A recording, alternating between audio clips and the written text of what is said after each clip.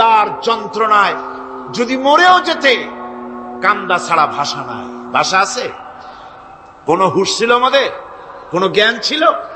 আল্লাহ রাব্বুল আলামিন বলেন, আল্লাহু আখরাজাকুম মিন বুতুনি উম্মাহাতিকুম লা তা'লামুনা শাইআ।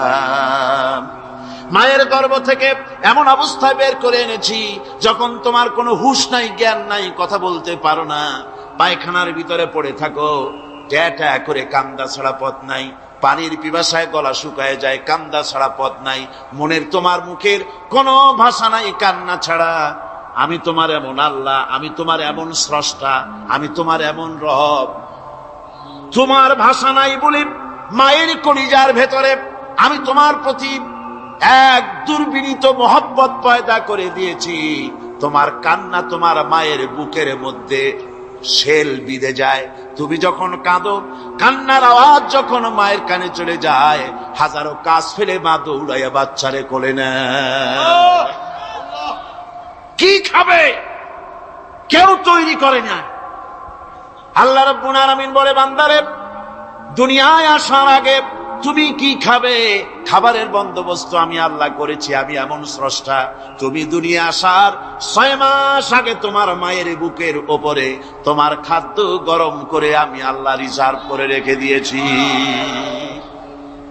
সেই খাদ্য শুধু খাদ্য নয়, রোগের প্রতিষেধক, এটা ওষুধ। আজ বিজ্ঞানীরা, চিকিৎসা বিজ্ঞানীরা বলছেন, মায়ের দুধ সন্তানের খাদ্যের, মায়ের দুধের চাইতে কোনো বিকল্প কিছুই নাই।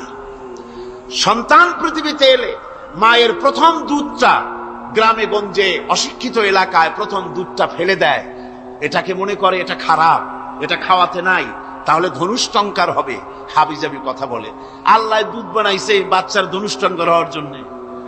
মায়ের ওই প্রথম দুধটা হচ্ছে সন্তানের জন্য সমস্ত রোগের প্রতিষেধক। সে ছিল পেটের ভিতরে একটা কাভারের মধ্যে, ওখানে কোনো জার্ম ছিল না, কোনো রোগ জীবাণু ছিল না। ও পৃথিবীতে এসেছে যেখানে অক্সিজেনের ভেতরে জার্ম রয়েছে, বাতাসের ভিতরে জার্ম রয়েছে, যার পরিবেশটা খারাপ হয়ে আছে। মানুষের শ্বাস প্রশ্বাসে, নিঃশ্বাসে হাজারো রোগ বীজাণু জীবাণু ঘুরছে। এই রকমের একটা পৃথিবীতে এসেছে। আসার পরে কচি স্বাস্থ্য, কচি শরীর, কচি হার্ট, কচি লাংস, সেটাকে প্রতিরোধ করবে কি করে? সেজন্য আল্লাহ পাক মায়ের দুধের ভিতরে সমস্ত রোগের প্রতিষেধক দিয়ে দিয়েছেন। সুবহানাল্লাহ। আজকের বিজ্ঞানীরা তা স্বীকার করেছেন। অনেক মা তার সন্তানকে দুধ দেন না, নিজের শরীর স্বাস্থ্য ভালো রাখার চিন্তা করে বাচ্চাকে দুধ খাওয়ান না। এটা অত্যন্ত নির্মম কাজ। বাচ্চাকে দুধ খাওয়ালে বাচ্চার সাথে মায়ের মহব্বত বাড়ে। ইউরোপে, আমেরিকায় মাকে মা বলে ডাকে না, বাপকে শ্রদ্ধা করে না, সম্মান করে না। তার কারণ সেখানে মায়েরা তার সন্তানদেরকে কোলে নেয় না, সন্তানদেরকে ফিডার খাওয়ায়। আর আমি নিজের চোখে দেখেছি, মায়েরা ইউরোপে, আমেরিকায় যখন শপিং এ আসে, তখন রাস্তায় যখন আসে, তখন ওই পুশ চেয়ার গুলিতে বাচ্চাকে শোয়াইয়া, বাচ্চা এভাবে পুশ চেয়ারে করে ঠেলে নিয়ে যায়, আর কুত্তার বাচ্চাগুলি কোলে করে ঘুরে বেড়ায়। কুত্তার বাচ্চা কোলে নেয়, নিজের বাচ্চা পুশ চেয়ারে করে ঠেলে। সেই জন্য মায়ের প্রতি সন্তানের মহব্বত হয় না, সন্তানেরও মায়ের প্রতি কোনো শ্রদ্ধা জাগে না। আল্লাহ কি ব্যবস্থা মায়ের কলিজার মধ্যে মহব্বত পয়দা করে দিয়েছেন আল্লাহ পাক। মায়ের বুকের দুধের ভিতরে আল্লাহ রাব্বুল আলামিন, আল্লাহ পাক বলছেন, আমি মানুষ সৃষ্টি করেছি আর তার সমস্ত প্রয়োজন মিটিয়েছি, তার খাবারের সব প্রয়োজন মিটিয়ে দিয়েছি। দুধটাকে ঘন করি নাই, হজম করতে পারবে না বলে ওই দুধটা সামান্য পাতলা করে দিয়েছি, ওর ভিতরে সামান্য মিষ্টি দিয়েছি। দুধের বোটার ভিতরে একটা ছিদ্র দিলে, চোষা মারলে পরে অনেকগুলি দুধ বেরিয়ে এসে গলাটা আটকে যেত, তোমার কচি কণ্ঠ গলা আটকে যেত, শ্বাস করতে পারতে না। এজন্য মায়ের স্তনের বোটার ভিতরে সূক্ষ্ম সূক্ষ্ম 32টা ছিদ্র করে আস্তে করে দুধ বার করে তোমার জীবন আমি বাঁচাইছি। খলাকাল ইনসান, মানুষ সৃষ্টি করেছি আমি আল্লাহ পাক। সুতরাং যে আল্লাহ পাক এ মানুষ সৃষ্টি করলেন, আর মায়ের কলিজার ভিতরে মোহাব্বত পয়দা করে দিলেন, সে আল্লাহ পাক বলছেন খবরদার ওই মাকেও যেন আবার ভুলে যেও না, মাকে সম্মান করো, মা বাপকে মোহাব্বত করো, তাদেরকে শ্রদ্ধা করো। বউ পাইয়া সুন্দরী স্ত্রী পেয়ে মায়ের কথা ভুলে যেও না। অনেক সাহেব আছে মায়ের কথা ভুলে যায়, স্ত্রীর কথা অনুযায়ী মায়ের উপর অত্যাচার করে, এরকমও বহুত আছে। আল্লাহ পাক বলছেন শোনো, وَقَضَى رَبُّكَ أَلَّا تَعْبُدُوا إِلَّا إِيَّاهُ وَبِالْوَالِدَيْنِ إِحْسَانًا। তোমার প্রভুর পক্ষ থেকে ফয়সালা হয়েছে, চূড়ান্ত সিদ্ধান্ত হয়ে গিয়েছে, আমি আল্লাহর ইবাদতের পর তোমার মা বাপের ইহসান করবে, খেদমত করবে, তাদের জন্য উপকার করবে, তাদেরকে ভালোবাসবে। আল্লাহ রাব্বুল আলামিন বলেন মা বাবার সঙ্গে কেমনে কথা বলবে, তাদের সাথে কিভাবে আচরণ করবে, আল্লাহ তাও শিখিয়ে দিয়েছেন। আল্লাহ পাক বলেন ওয়ালা তাকুল লাহুমা ওয়া কুল লাহুমা কাওলান কারীমা। মা বাবার সাথে সম্মানজনক কথা বলো। ওয়া কুল লাহুমা কাওলান কারীমা, সম্মানজনক কথা বলো, মাথায় ঝাঁকি দিয়ে রাগ করে চোখ মোটা করে কথা বলো না। তুমি সন্তান, তোমার জন্য সবচাইতে বড় পীর তোমার আব্বা তোমার আম্মা, ঠিক কিনা কর?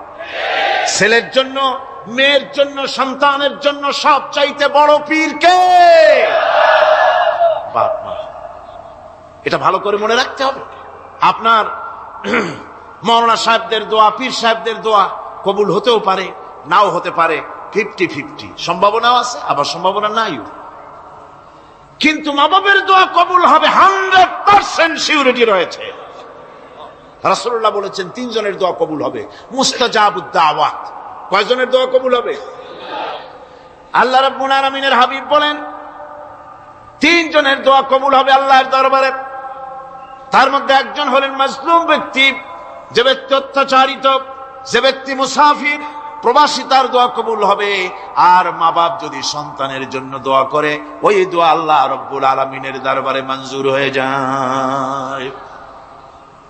আল্লাহ রব্বুল আলামিন মা বাপ সম্পর্কে বলেন, মা বাবের জন্য আমার কাছে দোয়া করবি বান্দারা, আমার কাছে দোয়া করবি। দোয়াটা আল্লাহ পাক শেখাচ্ছেন, রব্বিরহামহুমা কামা রব্বায়ানি সাগীরা।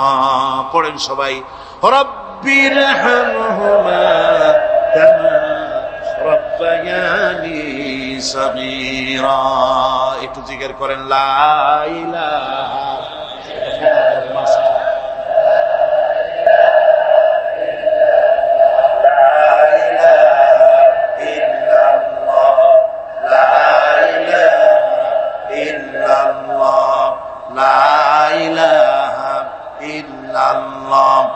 লা ইলাহা ইল্লাল্লাহু মুহাম্মাদুর রাসূলুল্লাহ।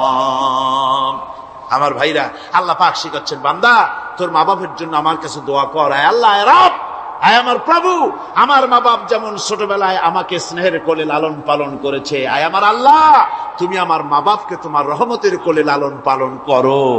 আল্লাহ শিখাই দিয়েছেন। আমার ভাইরা, প্রত্যেক নামাজের পরে এই দোয়াটা ভুলে যাবেন না। ভুলে যাবেন? ভুলে যাবেন? আমার ভাইরা, আমার বোনেরা, সবাই প্রত্যেক নামাজের পরে পড়বেন রব্বিরহামহুমা কামা রব্বায়ানি সাগীরা। এই দোয়া করতে কেউ ভুলে যাবেন না। আল্লাহ রাব্বুল আলামিন বলে, বান্দারে ওয়াসাইনাল ইনসানা বিওয়ালিদাইহি ইহসানা حملته أمه كرها ووضعته كرها।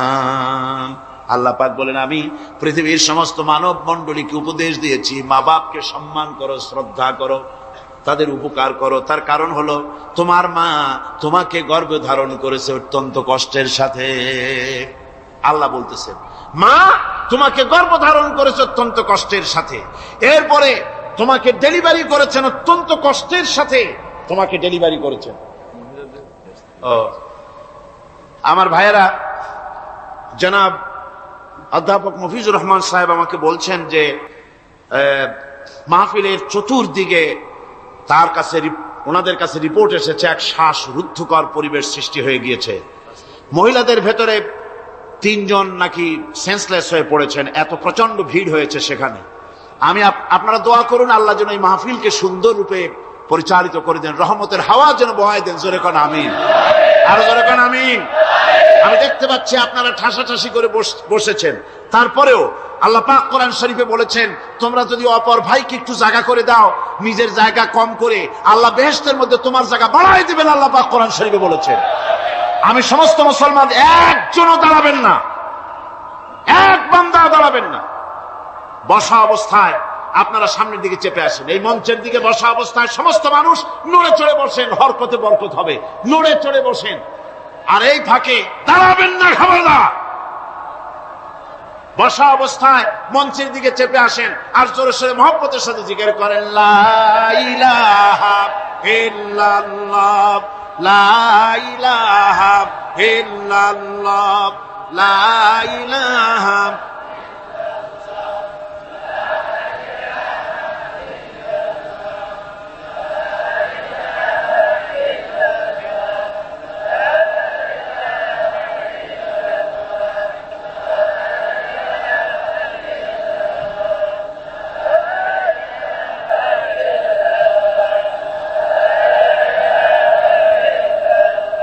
লা ইলাহা ইল্লাল্লাহ, লা ইলাহা ইল্লাল্লাহ, লা ইলাহা ইল্লাল্লাহ।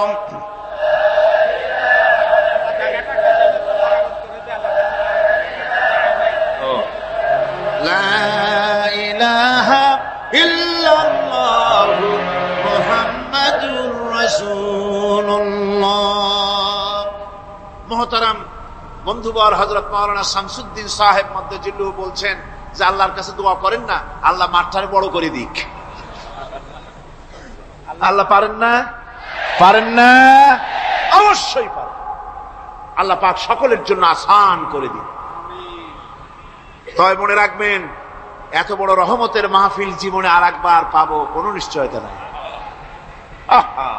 কোনো নিশ্চয়তা নাই। এত বড় বরকতের মাহফিল, রহমতের মাহফিল, জান ভরে শুনুন আর আরাম করে বসুন, হাঁটা চলা বন্ধ করুন। নিতান্ত প্রাকৃতিক কারণ ছাড়া ওঠা বসা করার চেষ্টা না করাটাই ভালো। আল্লাহ পাক বলছেন আমি গোটা বিশ্বের সমস্ত মানব মণ্ডলীকে উপদেশ দিয়েছি মা বাপের খেদমত করো, সম্মান করো। কেন? মা তোমাকে পেটে ধারণ করেছে বড় কষ্টের সাথে। কে বলছেন এ কথা? আমার আল্লাহ বলতেছেন পেটে ধরতে খুব কষ্ট হয়েছে। আপনাকে পেটে রেখে মায়ের কত কষ্ট হয়েছে সে কথা বোঝার জন্য আপনার গর্ভবতী স্ত্রীর দিকে তাকায় দেখেন। আপনার স্ত্রী যখন গর্ভবতী হবে তখন দেখবেন তার অবস্থাটা কি, ওইটা দেখে আপনি আন্দাজ করতে পারবেন আপনার মায়ের কত কষ্ট হয়েছিল। গভীর রাত্রে মানুষ সব ঘুমায় যায়, গর্ভবতী মা ঘুমাতে পারে না। সন্তান পেটের ভিতরে হাঁটু দিয়া গুতা মেরেছে, পা দিয়া লাথি মেরেছে। মা চরম শীতের রাত্রে, প্রচন্ড শীতের রাতে গায়ের লেপটা সরায় দিয়া মা একবার দাঁড়ায় আর একবার বসে, একবার দেওয়ালের সাথে হেলান দিয়া দাঁড়ায়, কষ্ট করে রাতটারে কাটায় দেয়। আবার সারাদিন সংসারের জন্য কাজ করেছেন, রান্না বান্না করেছেন মা, সকলকে খাওয়াইয়া মা শেষের দিকে খেতে গেছেন। যখন নিজে খেতে গেলেন খাবারের ক্ষুধা নিয়ে, পেট ক্ষুধা নিয়ে খেতে বসেছেন, পেটের ভিতরে সন্তান লাথি মেরেছে, পেটের মধ্যে ঘুষা মেরেছে, হাঁটু দিয়া গুতা মেরেছে। ভরা পেটে, পেটের ভিতরে সন্তান গুতা মারলো হাঁটু দিয়া, মাথা দিয়া। মা ক্ষুধা রয়েছে, পেটে খেতে পারলেন না, বেদনা শুরু হয়েছে। খাবারের থালাটা ঠেলে দিয়ে মা দাঁড়ালেন, বসলেন, চোখের পানি ফেললেন। এভাবে করে মা একটা দুইটা দিন নয় 10টি মাস পর্যন্ত সন্তানটাকে পেটের মধ্যে নিয়ে, একটা জীবিত মানুষ আর একটা জীবিত সন্তান পেটের মধ্যে নিয়ে নড়াচড়া করছেন, চলাফেরা করছেন। কিতাবের মধ্যে এসেছে রাতের বেলায় মা যে ঘুমাতে পারেন না সন্তানের নড়াচড়ার কারণে, রাতভর ইবাদত করলে যত সওয়াব পাওয়া যেত আল্লাহ ওই সওয়াব মায়ের আমলনামায় লিখে দেন। সন্তান পেটে থাকার কারণে খেতে পারে না, পেট ভরে ক্ষুধায় কষ্ট পায় মা, এই জন্যে 10 মাস ধরে রোজা রাখলে যে সওয়াব হতো আল্লাহ রাব্বুল আলামিন মায়ের আমলনামায় রোজার সওয়াব লিখে দেন। 10 মাস পুরে গেল, সন্তান ডেলিভারির সময়ে চলে এলো, মায়ের মন বিমর্ষ, সন্তান ডেলিভারি হবে, না জানি মরে যাই নাকি, না জানি অপারেশন লাগে নাকি, কি অবস্থা হবে। মা খেতে পারে না, মুখটা শুকায়া যায়। ডেলিভারির সময় যখন আসে, মা বাবার কাছ থেকে বিদায় নিয়ে যায়, স্বামীকে একান্তে গোপনে ডেকে নিয়ে বলে, প্রাণের স্বামী, দীর্ঘদিন একসঙ্গে ঘর কন্যা করেছি, অপরাধ হয়ে যেতে পারে, আমারে মাফ করে দিও। আমার মনে হয় এবার আমি আর বাঁচবো না, সংসার থাকলো চাবি থাকলো সব বুঝে নাও, আমারে মাফ করে দিও। মা চলে গেল সতিকা গৃহে, ক্লিনিকে চলে গেল, অপারেশন থিয়েটারে চলে গেল, অথবা ডেলিভারির জায়গায় চলে গেল। ডেলিভারি পেইন শুরু হয়ে গেল, বেদনা শুরু হয়ে গেল। এক একটা বেদনা যেন মায়ের এক একটা মৃত্যু যন্ত্রণা শুরু হয়ে যায়। এমন যন্ত্রণা, প্রসব বেদনা দুনিয়ার ভুক্তভোগী মা ছাড়া আর কেউ জানে না। এই চরম বেদনার ভেতর দিয়ে, চরম কষ্টের ভিতরে মা যখন একটা বাচ্চা প্রসব করলো, জেহাদের ময়দানের মতো মা রক্তাক্ত হয়ে গেলেন, সন্তান দুনিয়ায় এলো। মা তখন অস্থির থাকেন, এত বড় বিরাট কষ্টের ভিতরে। আল্লাহ রাব্বুল আলামিন বলেন, সন্তান যখন ডেলিভারি হয়ে গেল, মায়ের মনের ভিতরে আমি তখন এই ফিলিংস, এই টেন্ডেন্সি জাগ্রত করে দিই, দেখ কি হয়েছে। মা তখন দেখতে চায় কি হয়েছে। মায়ের সামনে যখন এত কষ্টের, হৃদয় রিংগ্রণ, কলিজার 32টি নাড়ি ছেঁড়া যন্ত্রণা আর সন্তান যখন মায়ের চোখের সামনে আসে, আল্লাহ পাক বলেন, মা যখন তার ছেলের মুখের দিকে তাকায়, মেয়ের মুখের দিকে তাকায়, আল্লাহ বলেন 10 মাসের পেটে ধরা কষ্ট আর ডেলিভারির সব কষ্ট মায়ের মন থেকে মুছে ফেলে দেই। আল্লাহ রাব্বুল আলামিন বলেন, খবরদার দুনিয়ার মানুষ, এমন মায়ের সাথে নাফরমানি করবি না, এ মায়ের সাথে নাফরমানি করবি না, মাকে সম্মান করবি, মার কাছে দোয়া চাবি। দুনিয়ায় যদি সম্মান চাও, রিজেক্ট চাও, মায়ের পায়ে ধরে কাঁদো। মায়ের জাতি অনেক সম্মান তার। রাসূল করিম সাল্লাল্লাহু আলাইহি সাল্লামকে প্রশ্ন করা হয়েছে, হুজুর খেদমত করবো কার? হুজুর কয় মায়ের। তারপরে কার? হুজুর কয় মায়ের। তারপরে কার? হুজুর বলেন মায়ের। তারপরে কার? তোমার পিতার। 3 গুণ। তোর মায়ের মর্যাদা 3 গুণ বেশি, তোর বাপের চাইতে মর্যাদা বেশি। সুবহানাল্লাহ পড়ে। আর আজকে ইসলামের শত্রুরা তারা বলে যে ইসলাম নারীর অধিকার আদায় করে নাই। নারীর অধিকার ইসলাম দেয় নাই তো কে দিয়েছে? আমার বন্ধুগণ, বিশ্বনবী জনাব মুহাম্মদ রাসূলুল্লাহ সাল্লাল্লাহু আলাইহি ওয়াসাল্লাম মসজিদে নববীর ভিতরে বসে আছেন। এক বৃদ্ধা মহিলা মসজিদের মধ্যে প্রবেশ করলেন।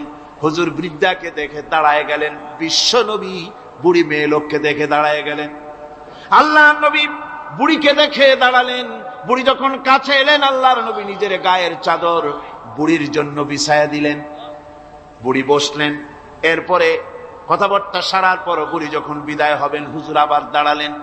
বুড়ি মহিলা চলে গেলেন। সাহাবায়ে কেরাম বলেন, ইয়া রাসূলুল্লাহ, কিছুই বুঝলাম না, একজন বৃদ্ধা মহিলার জন্য বিশ্বনবী দাঁড়ান আর গায়ের চাদর বিছান, আমরা বড় আশ্চর্য হয়ে গেলাম। নবীজি বলেন, ও আমার সাহাবীরা, তোমরা জানো না, এই মহিলা কি চিনতে পারো নাই? আমি আমার মায়ের দুধ আমার জীবনে কিসমতে তেমন হয় নাই। আমি আমার মায়ের দুধ তেমন কিসমতে পাই নাই। যার বুকে দুধ খেয়ে, যার কোলে কাখে চড়ে আমি বড় হয়েছি, আমার সেই দুধ মা, ইনি হযরতে হালিমাতুস সাদিয়া, আমার সেই দুধ মা। রাসূলুল্লাহ নিজে সম্মান দিয়েছেন মায়ের। খবরদার মাকে অসম্মান করবেন না, মাকে সম্মান করবেন, মাকে শ্রদ্ধা করবেন। আমার বন্ধুগণ, আলেম ওলামা পীর বুজুর্গদের জন্য হাদিয়া তো দেন আপনারা, কোনো নিষেধ নাই, দেন। হাদিয়া দেওয়াও সুন্নত, নেওয়াও সুন্নত, দিবেন, আমি কোনো নিষেধ করি না। কিন্তু আমি বলতে চাই, পীর বুজুর্গদের কাছে, আলেম ওলামাদের কাছে হাদিয়া দিয়া আল্লাহরে যত না খুশি করতে পারবেন, এই ডালিম বেদানার মৌসুমে বেদানা একটা ভেঙে নিজ হাতে যদি মায়ের মুখে তুলে দেন, আল্লাহর আরশ খুশি হয়ে যাবে, আল্লাহর আশীর্বাদ খুশি হয়ে যাবে, আল্লাহ পাক খুশি হয়ে যাবেন। মায়েরে খাওয়াও, বাপকে খাওয়াও, তোমার সবচেয়ে বড় পীর তিনি। সুবহানাল্লাহ পড়ে, সুবহানাল্লাহ। মা বাপ যদি একটু দোয়া করে দেয়, তোমার জিন্দেগির কাম শেষ। একটু বদদোয়া করলে জাহান্নামে যাবা। কোন পীর সাহেব বদদোয়া করলে জাহান্নামে যাবে এমন কথা নয়, কোন মাওলানা বদদোয়া করলে দোজখে যাবে এমন কথা নয়। রাসূল বলেছেন, হুমা জান্নাতুকা ওয়া নারুকা। মা বাপ তোমার বেহেশত, মা বাপ তোমার জাহান্নাম। মা বাপ যদি অসন্তুষ্ট হয় দোজখে যাবি, আর মা বাপ যদি খুশি আল্লাহর জান্নাতে চলে যাবি। সুবহানাল্লাহ, সুবহানাল্লাহ, সুবহানাল্লাহ। মায়ের পায়ের তলে তোর বেহেশত। আমরা পুরুষ, আমাদের গত বছরও বলেছি, আমরা পুরুষ, আমাদের পায়ের তলে জুতা। আমাদের পায়ের তলে কি? শুধু জুতা। আর আমার মা, আমার মায়ের জাতি যারা এই প্যান্ডেলে বসে আছেন, আমার মায়েরা, বোনেরা, মায়ের জাতি যারা পৃথিবীতে, মায়ের জাতির পায়ের তলে আল্লাহর বেহেশত। সুবহানাল্লাহ। নারীর মর্যাদা ইসলাম দেয় নাই, কে দিয়েছে? আল্লাহ দিয়েছেন, আল্লাহ রাসূল দিয়েছেন। আমার বন্ধুগণ, হযরত বাইজিদ বুস্তামি, ছোট্ট বাচ্চা ছেলে, গভীর রাত্রে মা অসুস্থ, পানির পিপাসায় জেগে উঠেছেন। বাবারে, পিপাসায় শেষ হয়ে গেলাম, পানি দাও। ছেলে ঘরের ভিতরে পানি না পেয়ে বাইরে দৌড়াদৌড়ি করলেন। অনেক দূর থেকে পানি নিয়ে এসে দেখেন মা ঘুমায় গেছেন। পানি নিয়ে দাঁড়ানো, পৌষ মাস, মাঘ মাসের শীতের রাত, ফজরের সময় মায়ের ঘুম ভেঙে গেল। তাকিয়ে দেখেন বাইজিদ দাঁড়ানো, হাতে পানি থরথর করে কাঁপছে। জিজ্ঞাসা করে, বাইজিদ তুমি দাঁড়ানো কেন? ছোট্ট বাচ্চা বলে, মা পানি চেয়েছিলে তুমি গভীর রাত্রে, পানি ঘরে ছিল না, অনেক দূর থেকে আনতে হয়েছে। মা বলছে, ঘুমাও নাই কেন গ্লাস থুইয়া? বাচ্চা বলে, ঘুমাই নাই। তুমি যদি আবার পানি চাও, সময় মতো যদি দিতে না পারি, মা তোমার কষ্ট হবে। এই জন্য ফজর পর্যন্ত আমি দাঁড়ায় আছি, কখন তুমি পানি চাও। মা হাতের থেকে পানি নিয়ে পান করলেন। বাইজিদকে বিছানার উপরে আরাম করে কম্বল দিয়া ঘুম পড়াইয়া দিলেন। হযরত বাইজিদের মা উযু করে ফজরের নামাজ পড়ে সিজদায় চলে গেলেন। চিৎকার মেরে কেঁদে বলেন, আমার রব, আমার আল্লাহ, আমি আমার বাইজিদের মা, আমি মা হয়ে বাইজিদের জন্য দোয়া করি। বাইজিদ আমার জন্য আজকে যা করেছে, আমি মা, আমার কলিজা ঠান্ডা হয়ে গেছে। হায় আল্লাহ, আমি বাইজিদের জন্য দোয়া করি, তুমি তাকে সুলতানুল আরিফিন বানাইয়া দিও। মঞ্জুর হয়ে গেল আল্লাহ পাকের কাছে দোয়া। আমার ভাইরা, আল্লাহ পাক বলছেন, খবরদার, আমার ইবাদতের পরে মা বাপ। আল্লাহর ইবাদতের পরে কারা? মা বাপ। মা বাপকে সম্মান করো, শ্রদ্ধা করো, মোহাব্বত করো, কিসমত খুলে যাবে, কিসমত খুলে যাবে। মা বাপকে সম্মান করো। হযরত আবু হুরায়রা রাদিয়াল্লাহু তাআলা আনহু রাসূলের সামনে এসে কাঁদতেছেন। হুজুর বলছেন, আবু হুরায়রা কাঁদো কেন? কাঁদো কেন? রাতের বেলা কাঁদো কেন? হযরত আবু হুরায়রা বলছেন, হুজুর আমাকে মা মেরেছেন। হুজুর বলছেন, মা মারলো কেন? কোন অপরাধ করেছো? কোন গোস্তাখি করেছো? আবু হুরায়রা বলছেন, না হুজুর, কোন গোস্তাখি করি নাই, তবে মারলো কেন?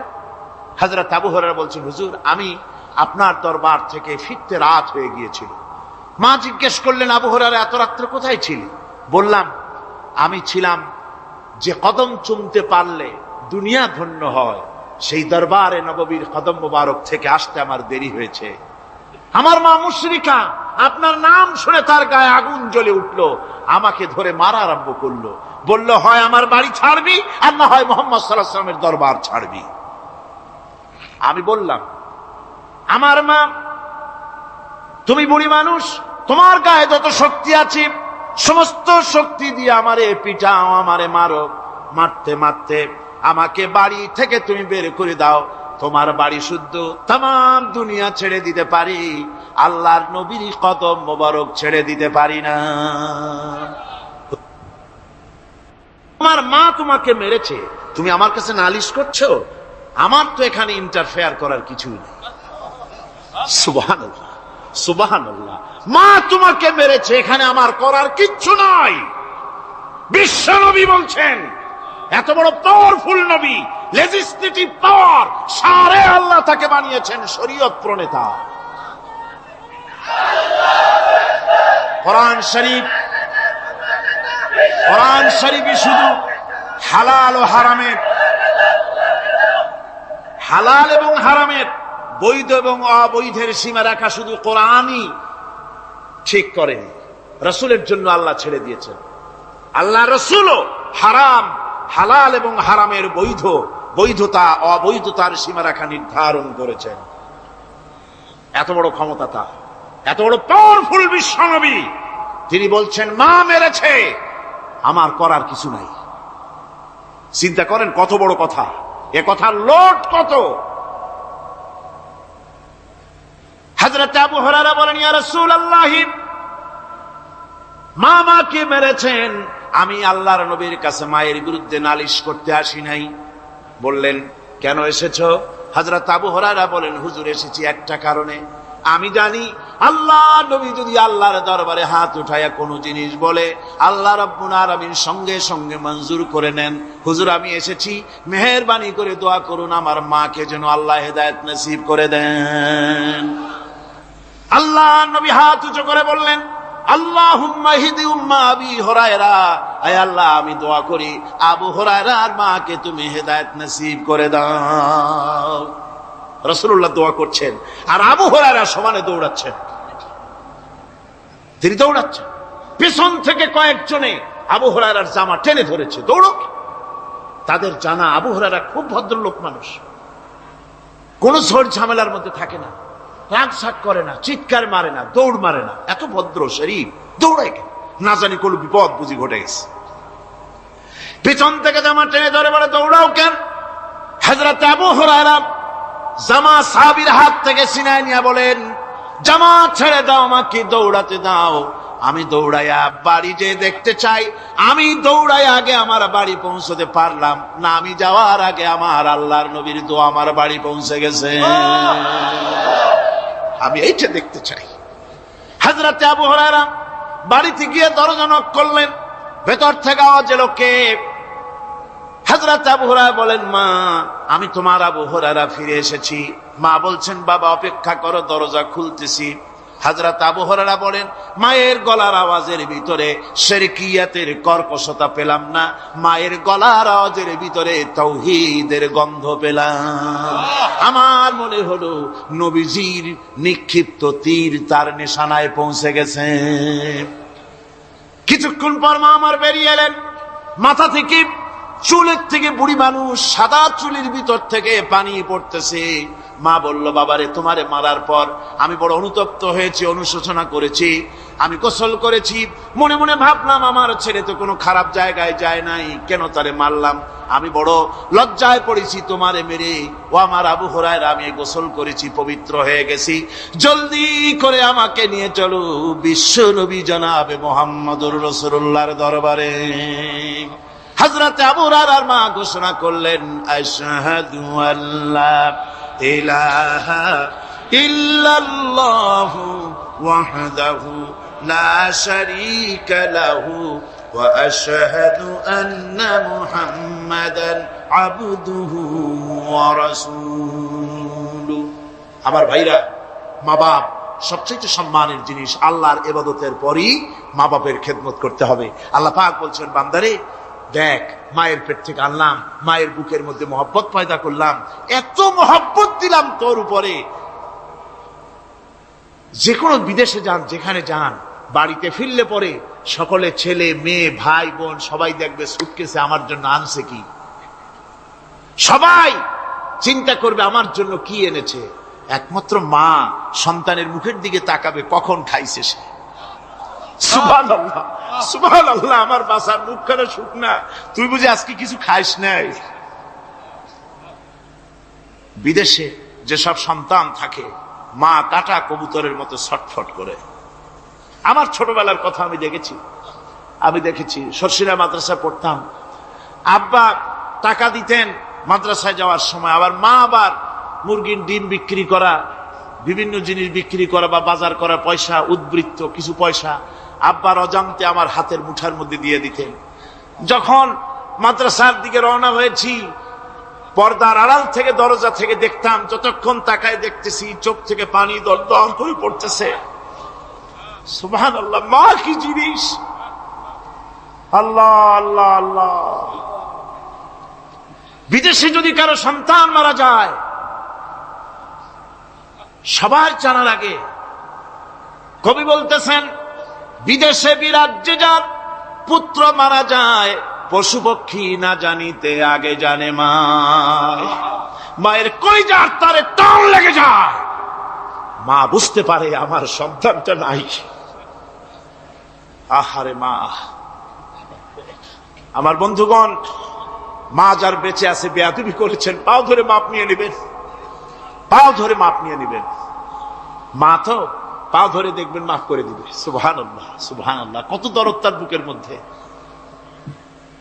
আর মা বাপকে সম্মান করবে। যাক, এ বিষয়ের উপরে আমি আর যেতে চাই না। শুধু আমি আপনাদের বললাম, এই বিশাল জনতাকে বললাম, সবচাইতে বড় পীর আপনার জন্য আপনার মা বাপ। সবচাইতে বড় পীর কে? মা বাপ। দাম অনেক অনেক গুণে বাড়িয়ে দিয়েছে। এই কন্যা শিশু, কৈশোর, যৌবন পেরিয়ে যখন যৌবনে তার বিয়ে হয়ে যায়, আল্লাহ রাব্বুল আলামিন তখন বলেন, ওয়া মিন আয়াতিহি আন খালাকা লাকুম মিন আনফুসিকুম আজওয়াজান লিতাসকুনু ইলাইহা ওয়া জাআলা বাইনাকুম মাওয়াদ্দাতান ওয়া রাহমা। আল্লাহ পাক বলেন, আমার নিদর্শনের ভিতরে এটিও একটি নিদর্শন যে আমি তোমাদের থেকে তোমাদের জোড়া তৈরি করেছি, তোমাদের স্ত্রীদেরকে তৈরি করেছি, তোমাদের সাথে তোমাদের স্ত্রীর ভালোবাসা সৃষ্টি করেছি, মহব্বত সৃষ্টি করেছি। এই মহব্বত আমি আল্লাহ তৈরি করেছি। আর যখন বুড়ো হয়ে যায় মানুষ, স্বামী স্ত্রী যখন বুড়ার বুড়ি হয়, তখন আর ভালোবাসা থাকে না, তখন ওই ভালোবাসা সহৃদয়তার করুণায় আমি আল্লাহ পরিণত করে দেই। বুড়ার জন্য তখন বুড়ি ছাড়া আর উপায় নাই, বুড়িরও আর বুড়া ছাড়া উপায় নাই। তখন ভালোবাসা কোনো বিশেষ কোনো অক্ষণীয় ভালোবাসা নয়, তখন একের উপরে অন্য একদম নির্ভরশীল হয়ে পড়ে। আল্লাহ পাক বলেন, এই অবস্থা আমি আল্লাহ সৃষ্টি করে দেই। সুবহানাল্লাহ ওয়া বিহামদিহি। স্ত্রীকে রাসূলুল্লাহ কত ভালোবাসতেন। আল্লাহ নবী বলেছেন, আমার কাছে তিনটা জিনিস প্রিয়, একটা হচ্ছে সুগন্ধি, একটা হচ্ছে নামাজ, আর একটা হচ্ছে স্ত্রী। সুবহানাল্লাহ, স্ত্রী আমার কাছে প্রিয়। হুজুর বলেছেন, তোমাদের মধ্যে সেই ব্যক্তি উত্তম যে ব্যক্তি তার স্ত্রীর কাছে উত্তম। আমি আমার স্ত্রীদের কাছে উত্তম ব্যক্তি। সুবহানাল্লাহ। রাসূলুল্লাহ স্ত্রীকে কত ভালোবাসতেন। বিশ্বনবী রাজনৈতিক কর্মকাণ্ড চালাচ্ছেন, যুদ্ধের দামামা বাজতেছে, চতুর্দিকে কত অশান্তি, সবকিছু চলছে, স্ত্রীর হক আদায় করতে ভুলে যাননি। রাতের বেলায় হযরত আয়েশার বয়স কম, তাকে নিয়ে রাসূলুল্লাহ একটু সুযোগ পেয়েছেন, বলছেন, আয়েশা সব তো ঘুমিয়ে, চলো আমরা একটু দৌড়াই। ওই যে দূরে একটা জিনিস দেখা যায়, দৌড় দাও, দেখি কি আগে যায়। দুজনে দৌড় প্রতিযোগিতা করলেন। দৌড় প্রতিযোগিতায় হযরত আয়েশা ফার্স্ট হলেন, হুজুর পিছনে পড়ে গেলেন। হযরত আয়েশা খুব আনন্দ করলেন যে আপনি কিন্তু আমার সাথে দৌড়ে পারলেন। পরবর্তী কিছু কাল যাওয়ার পর হযরত আয়েশা বলেন, হুজুর আজকে আবার বললেন যে চলো আয়েশা একটু দৌড়াই। হযরত আয়েশা বলছেন যে সেদিনের তুলনায় আমার শরীর একটু, আমি মুটিয়ে গেছি, শরীরটি স্থূল হয়েছে। আমি আজকে দৌড়ালাম কিন্তু পারলাম না, রাসূল আগে চলে গেলেন। আমি হাঁপাতে হাঁপাতে যখন হুজুরের কাছে চলে গেছি, হুজুর তখন মুস্কি হেসে আমাকে বললেন, আয়েশা ওই সেই দিনের জবাব আজকে দিয়ে দিলাম। সুবহানাল্লাহ বিহামদিহি, সুবহানাল্লাহ বিহামদিহি। বিশ্ব নবী কত বড় আদর্শ বিশ্ব মানবতার জন্য। তিনি বলেছেন, আরাফাতের ময়দানে রাসূলুল্লাহ বলেছেন, তোমরা যেমন পড়বে তোমার স্ত্রীদেরকে তেমন পড়াবে, তোমরা যেমন খাবে তোমার স্ত্রীদেরকে তেমন খাওয়াবে। স্ট্যান্ডার্ড মেনটেন করবে। তুমি ভালো দামের কাপড় পরবে, স্ত্রীকে খারাপ দিবে তা নয়। অধিকার দুজনেরই সমান, স্বামী এবং স্ত্রী সমান অধিকার। কিন্তু আমরা তা বুঝতে পারি না, বুঝতে চাই না। আমরা অনেকে মনে করেছি বিয়ে যখন করছি তখন আমি তো নওয়াবজাদা নসরুল্লাহ খান, আর বউ তো কেনা দাসী না। সে কিন্তু দাসী নয়, তার মর্যাদা আছে, তার সম্মান আছে, তার সম্মান আপনাকে দিতে হবে। রাসূলুল্লাহ দিয়েছেন, আপনাকেও দিতে হবে। রান্না বান্না হতে দেরি হয়, কত গালাগালি শুনতে হয় নারীকে। আল্লাহর নবীর স্ত্রী হযরত আয়েশা বলেছেন, আল্লাহর নবীর কাজ করে, মানুষের সঙ্গে কথা বলে, রাষ্ট্রীয় দায়িত্ব পালন করে ঘরের ভিতরে সে যখন দেখেছেন রান্না হতে দেরি আছে, রাসূলুল্লাহ বিরক্ত হন নাই, ভুরু কুঞ্চিত করেন নাই, চোখ মোটা করেন নাই, আমাকে কোনো কথা শোনার নাই, বরং আমার কাছে বসে রান্নায় আমাকে সহযোগিতা করেছেন। সুবহানাল্লাহ বিহামদি। এই হলো আল্লাহর রাসূল, এই হলো বিশ্ব নবী। স্ত্রীর সঙ্গে কি মহব্বত! সুবহানাল্লাহ বিহামদি। হুজুর মহব্বত করতেন স্ত্রীদেরকে। রাসূলুল্লাহর ঘরে দৌলত ছিল না, কিন্তু মহব্বত দিয়ে ভরা ছিল ঘরটা। হুজুরের ঘরে ফ্রিজ নাই, এসি নাই, হুজুরের ঘরে কার্পেট নাই, হুজুরের ঘরের মধ্যে জাজির নাই, তোশক নাই, বড় বড় কম্বল নাই, আরামের কোনো জিনিস নাই, মডার্ন ইকুইপমেন্টস কিচ্ছু নাই, দৌলত নাই, কিন্তু মহব্বত দিয়ে ঘরটা ভরা। হযরত আয়েশা বলেছেন, আমি পানি পান করে গ্লাস রেখে দিতাম, আল্লাহর নবী তখন গ্লাসের সেই জায়গায় ঠোঁট লাগাতেন যেখানে আমি ঠোঁট লাগাইয়া পানি পান করেছি। আমি গোশত চিবোতাম, রাসূলুল্লাহ আমার হাত থেকে গোশত টুকরা নিয়া সেই জায়গায় চিবোতেন যেখানে আমি চিবয়েছি। সুবহানাল্লাহ। আমার ভাইরা, রাসূল তার স্ত্রীদেরকে মহব্বত করতেন, স্ত্রীরাও রাসূলকে মহব্বত করতেন দারুণ ভাবে। একবার হযরত আয়েশা সিদ্দিকা রাদিয়াল্লাহু তাআলা আনহা হুজুরকে গোসল করাতে ছিলেন, মাথার উপরে পানি ঢালতেছেন, হুজুর একটা চকির উপরে বা একটা তক্তার উপরে বসে আছেন। গোসলের পানির ভিতরে রাসূলুল্লাহ দেখতে পেলেন রক্তের মতো কি যেন প্রবাহিত হয়ে যাচ্ছে। হুজুর জিজ্ঞেস করেন, আয়েশা রে, পানির ভিতরে রক্তের মতো কি দেখা যায়? হযরত আয়েশা বলেন, হুজুর আপনি যখন বসেছিলেন অসতর্ক মুহূর্তে তক্তার নিচে আমার একটা আঙ্গুল পড়েছিল, পায়ের আঙ্গুলটা ফেটে বোধহয় রক্ত বেরোতেছে। রাসূলুল্লাহ তাড়াতাড়ি করে উঠলেন আর ওই আঙ্গুলকে ব্যান্ডেজ করে দিলেন। রাসূলুল্লাহ বললেন, আয়েশা রে, আঙ্গুল ফেটে গেছে, একটু আহাহু পর্যন্ত করলে না, এতক্ষণ তুমি কষ্ট করলে কেন? হযরত আয়েশা বলেন, ইয়া রাসূলুল্লাহ, ওটা তো একটা পায়ের আঙ্গুল। আয়েশার কলিজাটা ফেটে যদি রক্ত বেরোতো, রাসূলুল্লাহকে উঠতে বলতে আমি পারতাম না। কি মহব্বত রাসূলের সাথে! হযরত আয়েশা বলেন, হুজুর সাল্লাল্লাহু আলাইহি ওয়াসাল্লাম স্ত্রীদেরকে এত ভালোবাসতেন, আমাদের ঘরে গোশত টোস্ত তেমন রান্না বান্না খুব কম হতো।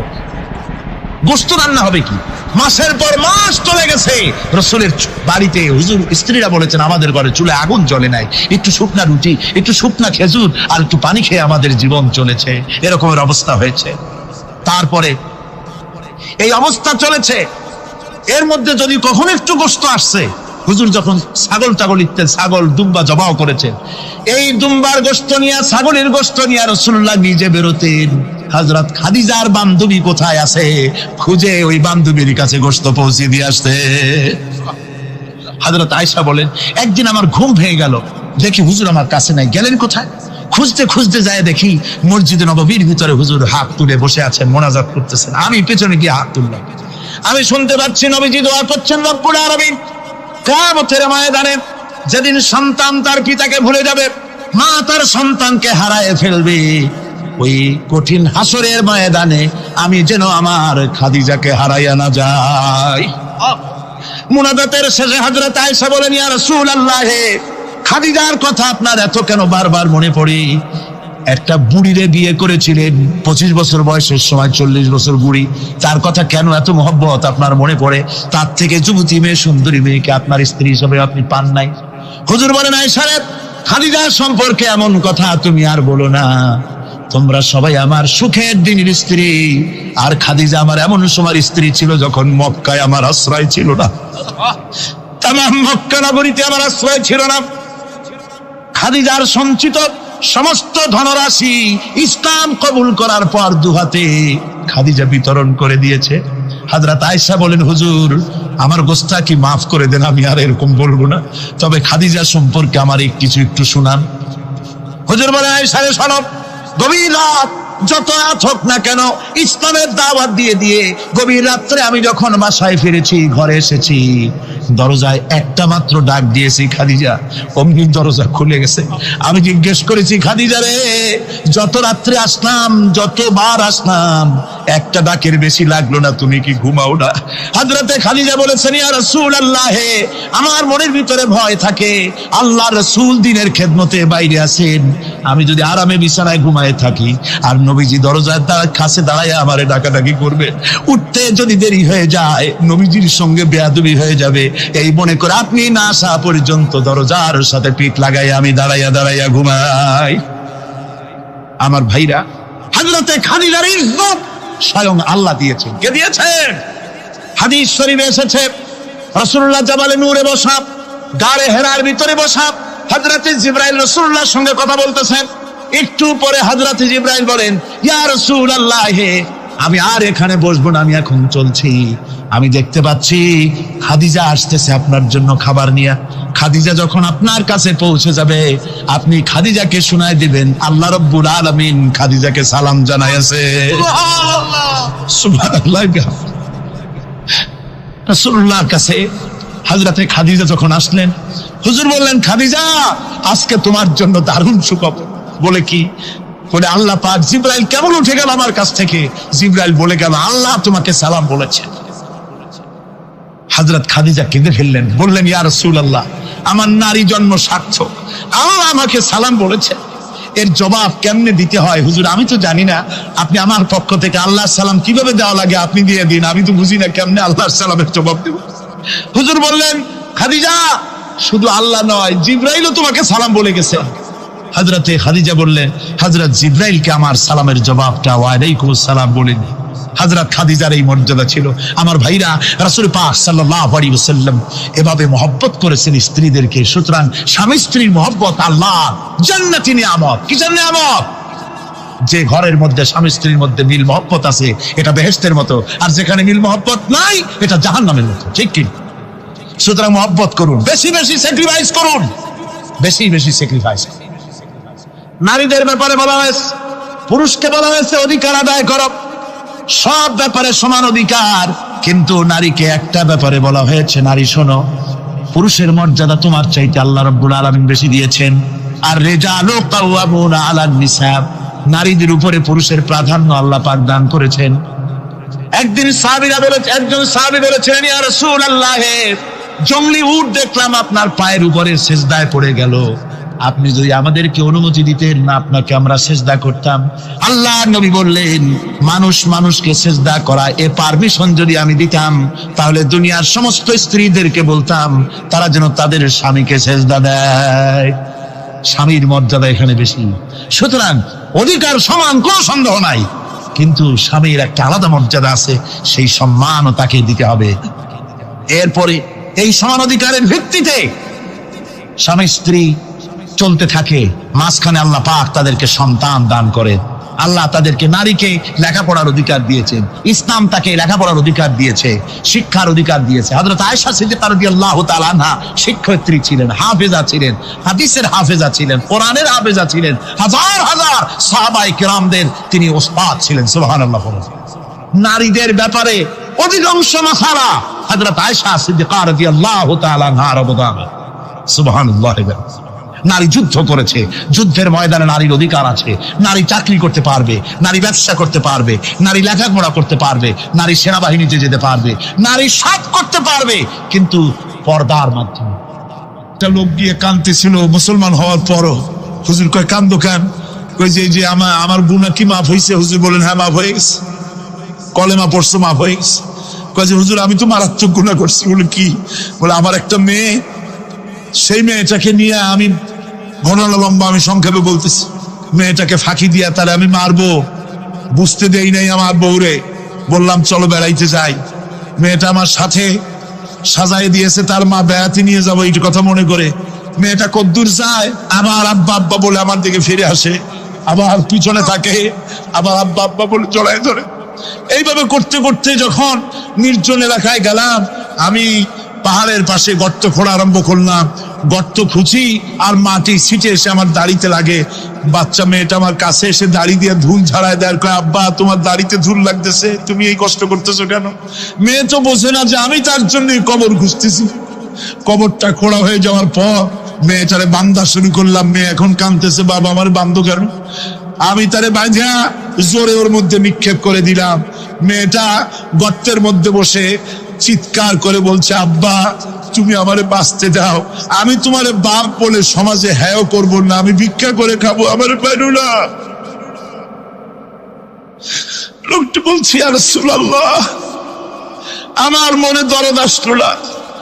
আমি একটা পাথর উঁচু করে আমার মেয়ের বুক লক্ষ্য করে জোরে মেরে দিলাম। বুকটা ফেটে রক্ত ফিনকি দিয়ে উঠলো, আর মেয়ের বুক থেকে আওয়াজ বেরোলো, আব্বা। আমার কানে যেন এখনো সেই আওয়াজ বাজে। হাদিস শরীফে এসেছে, হুজুরের চোখের পানি দাড়ি ভিজে ভিজে জামার উপরে পড়তেছিল। হুজুর বললেন, আহারে, মানুষও পারে এইরকম কাম করতে।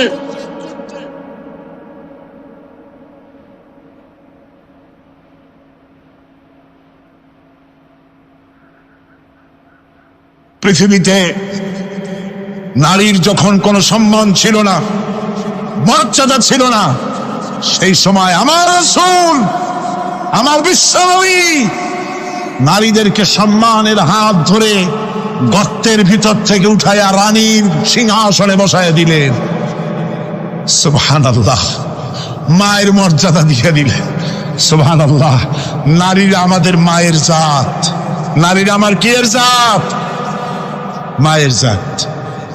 আমার মা বোনেরা, তোমাদের সম্মান কত তোমরা জানো না। আমরা পুরুষ, আমাদের পায়ের তলে জুতা, আর তোমরা আমাদের মায়ের জাত। তোমরা নারী, তোমাদের পায়ের তলে আল্লাহর জান্নাত, আল্লাহর ব্যস্ততা তোমাদের পায়ের তলে। এই সম্মান আল্লাহ তোমাদের দিয়েছে, নবী দিয়েছেন। সুবহানাল্লাহ কর। ভাইরা আমার, অধিকার ইসলাম দিয়েছে। বিবাহ যখন হয়, এই বিবাহের সময় এজেন্ট আনতে হয়। আর বিবাহ হচ্ছে বিবাহ বৈঠক। এজেন্ট আনার জন্য ওই যে কি জানি কয়, ম্যারেজ রেজিস্ট্রার বা মৌলবি সাহেব, কার অনুমতি আগে নেয়? বলেন কার অনুমতি? তাহলে অধিকার ইসলাম পুরুষে দিল না মেয়ে লোকে দিল? আচ্ছা, মেয়ে লোকের কাছে যাও, মেয়েটাকে জিজ্ঞেস করো সেই বিবাহে রাজি আছে কিনা। সুবহানাল্লাহ পড়ে, এই বিবাহে রাজি আছে কিনা জিজ্ঞেস করো, তার অধিকারই বেশি। এরপরে এই বিবাহে করার ব্যাপারে কত বৈষম্য। আজ বিবাহ করতে গেলে যৌতুকের প্রথা এসেছে।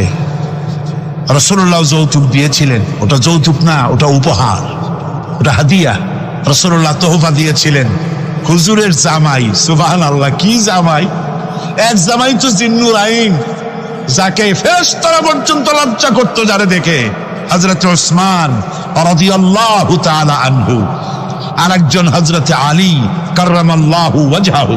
হযরত আলী, যার সম্পর্কে রাসূল পাক সাল্লাল্লাহু আলাইহি ওয়াসাল্লাম যাকে কত সম্মান দিয়েছেন, কত মর্যাদা দিয়েছেন, এই হলো হযরত আলী, হুজুরের জামাই।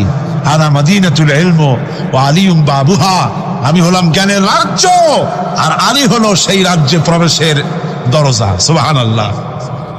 ভাইরা, এই হলো জামাই। আর মেয়ে খাতুনে জান্নাত,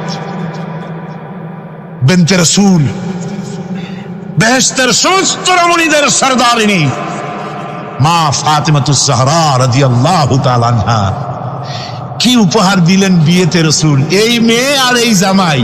উপহার হলো খেজুরের ছোবড়ার একটা তোষক, পানি উঠাবার জন্য একটা মশক, আর আটা পেশা একটা জাতা। এই হলো নবীর মেয়ে আর জামাইয়ের জন্য উপহার। রাসূলের প্রতি কি ভালোবাসা দেখেছেন হযরত উম্মে হাবিবা রাদিয়াল্লাহু তাআলা আনহা, আমাদের মা আবু সুফিয়ান রাদিয়াল্লাহু তাআলা আনহু, তার মেয়ে। তার কাছে আবু সুফিয়ান তখনও কাফের, সেই কুফরি হালতে মেয়ের ঘরে গিয়েছেন। যাওয়ার পরে হযরত উম্মে হাবিবা বাপ যখন বসতে গিয়েছেন, তখন উম্মে হাবিবা বলছেন যে আব্বা একটু দাঁড়ান। এই অবস্থায় দাঁড়াতে বলে বিছানাটা উল্টায়া দিয়া তারপরে বললেন যে বসেন। বাপ মনে খুব দুঃখ পেলেন। আবু সুফিয়ান বললেন, মা উম্মে হাবিবা, আমি তোমার পিতা, ভালো একটা বিছানা থাকলে তাই বিছায় দেওয়া উচিত ছিল, আর তুমি বিছানাটা উঠাইয়া তারপরে আমার খালি জায়গায় বসতে বললা, আমি তোমার ব্যবহারে আহত হলাম। হযরত উম্মে হাবিবা বলেন, আব্বা জান, নিশ্চয়ই আপনি আমার আব্বা, শ্রদ্ধেয় পিতা, কোনো সন্দেহ এতে নাই, কিন্তু আপনি একজন কাফের। আল্লাহর রাসূল যে বিছানায় বসেন সেই বিছানা আমি একটা কাফেরকে বসতে দিতে পারি না। সুবহানাল্লাহ বিহামদি। তিনজনের দোয়া কবুল হবে আল্লাহর দরবারে। তার মধ্যে একজন হলেন মাজলুম ব্যক্তি, যে ব্যক্তি অত্যাচারিত, সে ব্যক্তি মুসাফির, প্রবাসী, তার দোয়া কবুল হবে। আর মা বাপ যদি সন্তানের জন্য দোয়া করে, ওই দোয়া আল্লাহ রব্বুল আলামিনের দরবারে মঞ্জুর হয়ে যায়। আল্লাহ রব্বুল আলামিন মা বাপ সম্পর্কে বলেন, মা বাবের জন্য আমার কাছে দোয়া করবি বান্দারা, আমার কাছে দোয়া করবি। দোয়াটা আল্লাহ পাক শেখাচ্ছেন, রব্বিরহামহুমা কামা রব্বায়ানি সগীরা। পড়েন সবাই, রব্বিরহামহুমা কামা রব্বায়ানি সগীরা। একটু জিকির করেন, লা ইলাহা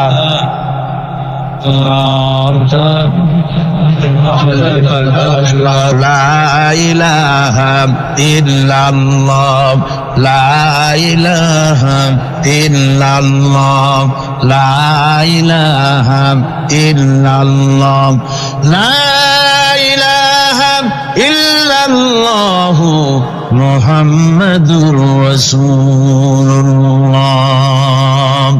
আমার ভাইরা, আল্লাহ পাক শিখাচ্ছেন, বান্দা তোর মা বাপের জন্য আমার কাছে দোয়া কর। আল্লাহ রব, আয় আমার প্রভু, আমার মা বাপ যেমন ছোটবেলায় আমাকে স্নেহের কোলে লালন পালন করেছে, আয় আমার আল্লাহ তুমি আমার মা বাপকে তোমার রহমতের কোলে লালন পালন করো। আল্লাহ শিখাই দিয়েছেন। আমার ভাইরা, প্রত্যেক নামাজের পরে এই দোয়াটা ভুলে যাবেন না, ভুলে যাবেন, ভুলে যাবেন। আমার ভাইরা, আমার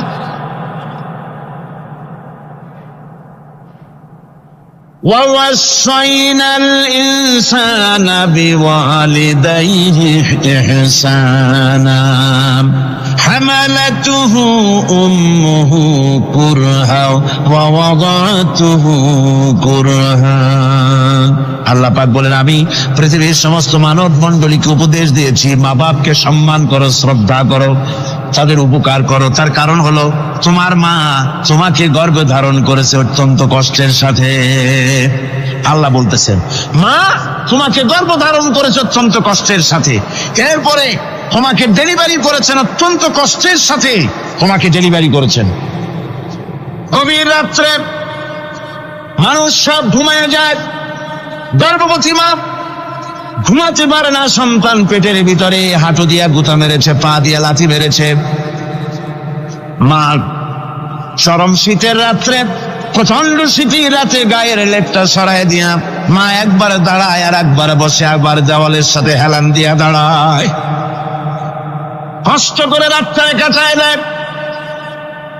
আবার সারাদিন সংসারের জন্য কাজ করেছেন, রান্না বান্না করেছেন, মা সকলকে খাওয়াইয়া মা শেষের দিকে খেতে গেছেন। যখন নিজে খেতে গেলেন, খাবারের পেট ক্ষুধা নিয়ে খেতে বসেছেন, পেটের ভিতরে সন্তান লাথি মেরেছে, পেটের মধ্যে ঘুষা মেরেছে, হাঁটু দিয়া গুতা মেরেছে, ভরা পেটে, পেটের ভিতরে সন্তান গুতা মারলো হাঁটু দিয়া, মাথা দিয়া। মা ক্ষুধা রয়েছে, পেটে খেতে পারলেন না, বেদনা শুরু হয়েছে। খাবারের থালাটা ঠেলে দিয়ে মা দাঁড়ালেন, বসলেন, চোখের পানি ফেললেন। এভাবে করে মা একটা দুইটা দিন নয়, 10টি মাস পর্যন্ত সন্তানটাকে পেটের মধ্যে নিয়ে, একটা জীবিত মানুষ আর একটা জীবিত সন্তান পেটের মধ্যে নিয়ে নড়াচড়া করছেন, চলাফেরা করছেন। কিতাবের মধ্যে এসেছে, রাতের বেলায় মা যে ঘুমাতে পারেন না, সন্তানের নড়াচড়ার কারণে রাতভর ইবাদত করলে যত সওয়াব পাওয়া যেত, আল্লাহ ওই সওয়াব মায়ের আমলনামায় লিখে দেন। সন্তান পেটে থাকার কারণে খেতে পারে না, পেট ভরে ক্ষুধায় কষ্ট পায় মা, এই জন্যে 10 মাস ধরে রোজা রাখলে যে সওয়াব হতো, আল্লাহ রাব্বুল আলামিন মায়ের আমল নামায় রোজার সওয়াব লিখে দেন। 10 মাস পরে গেল, সন্তান ডেলিভারির সময় চলে এলো। মায়ের মন বিমর্ষ, সন্তান ডেলিভারি হবে, না জানি মরে যাই নাকি, না জানি অপারেশন লাগে নাকি, কি অবস্থা হবে। মা খেতে পারে না, মুখটা শুকায়া যায়। ডেলিভারির সময় যখন আসে, মতবের কাছ থেকে বিদায় নিয়ে যায়, স্বামীকে একান্তে গোপনে ডেকে নিয়ে বলে, প্রাণের স্বামী, দীর্ঘদিন একসঙ্গে ঘর কন্যা করেছি, অপরাধ হয়ে যেতে পারে, আমারে মাফ করে দিও। আমার মনে হয় এবার আমি আর বাঁচবো না। সংসার থাকলো, চাবি থাকলো, সব বুঝে নাও, আমারে মাফ করে দিও। মা চলে গেল সতিকা গৃহে, ক্লিনিকে চলে গেল, অপারেশন থিয়েটারে চলে গেল, অথবা ডেলিভারির জায়গায় চলে গেল। ডেলিভারি পেইন শুরু হয়ে গেল, বেদনা শুরু হয়ে গেল। এক একটা বেদনা যেন মায়ের এক একটা মৃত্যু যন্ত্রণা শুরু হয়ে যায়। এমন যন্ত্রণা, প্রসব বেদনা দুনিয়ার ভুক্তভোগী মা ছাড়া আর কেউ জানে না। এই চরম বেদনার ভেতর দিয়ে, চরম কষ্টের ভিতরে মা যখন একটা বাচ্চা প্রসব করলো, জিহাদের ময়দানের মতো মা রক্তাক্ত হয়ে গেলেন, সন্তান দুনিয়ায় এলো। মা তখন অস্থির থাকেন। এত বড় বিরাট কষ্টের ভিতরে আল্লাহ রাব্বুল আলামিন বলেন, সন্তান যখন ডেলিভারি হয়ে গেল, মায়ের মনের ভিতরে আমি তখন এই ফিলিংস, এই টেন্ডেন্সি জাগ্রত করে দিই, দেখ কি হয়েছে। মা তখন দেখতে চায় কি হয়েছে। মায়ের সামনে যখন এত কষ্টের, হৃদয় বিংড়ানো, কলিজার 32টি নাড়ি ছেঁড়া যন্ত্রণার সন্তান যখন মায়ের চোখের সামনে আসে, আল্লাহ পাক বলেন, মা যখন তার ছেলের মুখের দিকে তাকায়, মেয়ের মুখের দিকে তাকায়, আল্লাহ বলেন 10 মাসের পেটে ধরা কষ্ট আর ডেলিভারির সব কষ্ট মায়ের মন থেকে মুছে ফেলে দেই। আল্লাহ রাব্বুল আলামিন বলেন, খবরদার দুনিয়ার মানুষ, এমন মায়ের সাথে নাফরমানি করবি না, এ মায়ের সাথে নাফরমানি করবি না, মাকে সম্মান করবি, মার কাছে দোয়া চাবি। দুনিয়ায় যদি সম্মান চাও, রিসপেক্ট চাও, মায়ের পায়ে ধরে কাঁদো। মায়ের জাতি অনেক সম্মান তার। রাসূল করিম সাল্লাল্লাহু আলাইহি ওয়াসাল্লামকে প্রশ্ন করা হয়েছে, হুজুর খেদমত করবো কার? হুজুর কয় মায়ের। তারপরে কার? হুজুর কয় মায়ের। তারপরে কার? হুজুর বলেন মায়ের। তারপরে কার? তোমার পিতার। 3 গুণ, তোর মায়ের মর্যাদা 3 গুণ বেশি, তোর বাবার চাইতে মর্যাদা বেশি। সুবহানাল্লাহ পড়ে। আর আজকে ইসলামের ছাত্ররা তারা বলে যে ইসলাম নারীর অধিকার আদায় করে নাই। নারীর অধিকার ইসলাম দেয় নাই তো কে দিয়েছে? আমার বন্ধুগণ, বিশ্বনবী জনাবে মুহাম্মদ রাসূলুল্লাহ সাল্লাল্লাহু আলাইহি ওয়াসাল্লাম মসজিদে নববীর ভিতরে বসে আছেন। এক বৃদ্ধা মহিলা মসজিদের মধ্যে প্রবেশ করলেন। হুজুর বৃদ্ধাকে দেখে দাঁড়ায় গেলেন, বিশ্বনবী বুড়ি মেয়ে লোককে দেখে দাঁড়ায় গেলেন। আল্লাহর নবী বুড়িকে দেখে দাঁড়ালেন। বুড়ি যখন কাছে এলেন, আল্লাহর নবী নিজের গায়ের চাদর বুড়ির জন্য বিছায়া দিলেন। বুড়ি বসলেন। এরপরে কথাবার্তা সারার পর বুড়ি যখন বিদায় হবেন, হুজুর আবার দাঁড়ালেন। বুড়ি মহিলা চলে গেলেন। সাহাবায়ে কেরাম বলেন, ইয়া রাসূলুল্লাহ, কিছুই বুঝলাম না, একজন বৃদ্ধা মহিলার জন্য বিশ্বনবী দাঁড়ান আর গায়ের চাদর বিছান, আমরা বড় আশ্চর্য হয়ে গেলাম। নবীজি বলেন, ও আমার সাহাবীরা, তোমরা জানো না এই মহিলাকে চিনতে পারো নাই? আমি আমার মায়ের দুধ আমার জীবনে কিসমতে তেমন হয় নাই। আমি আমার মায়ের দুধ তেমন কিসমতে পাই নাই। যার বুকে দুধ খেয়ে, যার কোলে কাখে চড়ে আমি বড় হয়েছি, আমার সেই দুধ মা, ইনি হযরতে হালিমাতুস সাদিয়া, আর সেই দুধ মা। রাসূলুল্লাহ নিজে সম্মান দিয়েছেন মায়ের। খবরদার মাকে অসম্মান করবেন না, মাকে সম্মান করবেন, মাকে শ্রদ্ধা করবেন। আমার বন্ধুগণ, আলেম ওলামা পীর বুজুর্গদের জন্য হাদিয়া তো দেন আপনারা, কোনো নিষেধ নাই, দেন। হাদিয়া দেওয়া সুন্নত, নেওয়া সুন্নত, দিবেন, আমি কোনো নিষেধ করি না। কিন্তু আমি বলতে চাই, পীর বুজুর্গদের কাছে আলেম ওলামাদের কাছে হাদিয়া দিয়া আল্লাহরে যত না খুশি করতে পারবেন, এই ডালিম বেদানার মৌসুমে বেদানা একটা ভেঙে নিজ হাতে যদি মায়ের মুখে তুলে দেন, আল্লাহর আরশ খুশি হয়ে যাবে, আল্লাহর আরশে আজিম খুশি হয়ে যাবে, আল্লাহ পাক খুশি হয়ে যাবে। মায়ের খাওয়াও, বাপ তো খাওয়াও, তোমার সবচেয়ে বড় প্রিয় জিনিস। সুবহানাল্লাহ বলে, সুবহানাল্লাহ। মা বাপ যদি একটু দোয়া করে দেয়, তোমার জিন্দিগির কাম শেষ। একটু বদদোয়া করলে জাহান্নামে যাবা। কোন ফিসায় বদদোয়া করলে জাহান্নামে যাবে এমন কথা নয়, কোন মরণে বদদোয়া করলে দোজখে যাবে এমন কথা নয়। রাসূল বলেছেন, হুমা জান্নাতুকা ওয়া নারুকা। মা বাপ তোমার বেহেশত, মা বাপ তোমার জাহান্নাম। মা বাপ যদি অসন্তুষ্ট হয় দোজখে যাবি, আর মা বাপ যদি খুশি আল্লাহর জান্নাতে চলে যাবি। সুবহানাল্লাহ, সুবহানাল্লাহ, সুবহানাল্লাহ। মায়ের পায়ের তলে তোর বেহেশত। আমরা পুরুষ, আমাদের গত বছরও বলেছি, আমরা পুরুষ, আমাদের পায়ের তলে জুতা। আমাদের পায়ের তলে কি? শুধু জুতা। আর আমার মা, আমার মায়ের জাতি যারা এই প্যান্ডেলে বসে আছেন, আমার মায়েরা বোনেরা, মায়ের জাতি যারা পৃথিবীতে, মায়ের জাতির পায়ের তলে আল্লাহর বেহেশত। সুবহান। নারীর মর্যাদা ইসলাম দেয় নাই, কে দিয়েছে? আল্লাহ দিয়েছেন, আল্লাহর রাসূল দিয়েছেন। আর আমার মা, আমার মায়ের জাতি যারা এই প্যান্ডেলে বসে আছেন, আমার মায়েরা বোনেরা, মায়ের জাতি যারা পৃথিবীতে, মায়ের জাতির পায়ের তলে আল্লাহর বেহেশত। সুবহান। নারীর মর্যাদা ইসলাম দেয় নাই, কে দিয়েছে? আল্লাহ দিয়েছেন, আল্লাহর রাসূল দিয়েছেন। আমার বন্ধুগণ, হযরত বায়জিদ বুস্তামি, ছোট্ট বাচ্চা ছেলে, গভীর রাত্রে মা অসুস্থ, পানির পিপাসায় জেগে উঠেছেন। বাবারে পিপাসায় শেষ হয়ে গেলাম, পানি দাও। ছেলে ঘরের ভিতরে পানি না পেয়ে বাইরে দৌড়াদৌড়ি করলেন। অনেক দূর থেকে পানি নিয়ে এসে দেখেন মা ঘুমায় গেছেন। পানি নিয়ে দাঁড়ানো পৌষ মাস, মাঘ মাসের শীতের রাত, ফজরের সময় মায়ের ঘুম ভেঙে গেল। তাকিয়ে দেখেন বাইজিদ দাঁড়ানো, হাতে পানি থরথর করে কাঁপছে। জিজ্ঞাসা করে, বাইজিদ তুমি দাঁড়ানো কেন? ছোট্ট বাচ্চা বলে, মা পানি চেয়েছিলে তুমি গভীর রাত্রে, পানি ঘরে ছিল না, অনেক দূর থেকে আনতে হয়েছে। মা বলছে, ঘুমাও নাই কেন গ্লাস ছুঁয়া? বাচ্চা বলে, ঘুমাই নাই। তুমি যদি আবার পানি চাও, সময় মতো যদি দিতে না পারি, মা তোমার কষ্ট হবে। এই জন্য ফজর পর্যন্ত আমি দাঁড়ায় আছি, কখন তুমি পানি চাও। মা হাতের থেকে পানি নিয়ে পান করলেন। বাইজিদকে বিছানার উপরে আরাম করে কম্বল দিয়ে ঘুম পড়াইয়া দিলেন। হযরত বাইজিদের মা উযু করে ফজরের নামাজ পড়ে সিজদায় চলে গেলেন।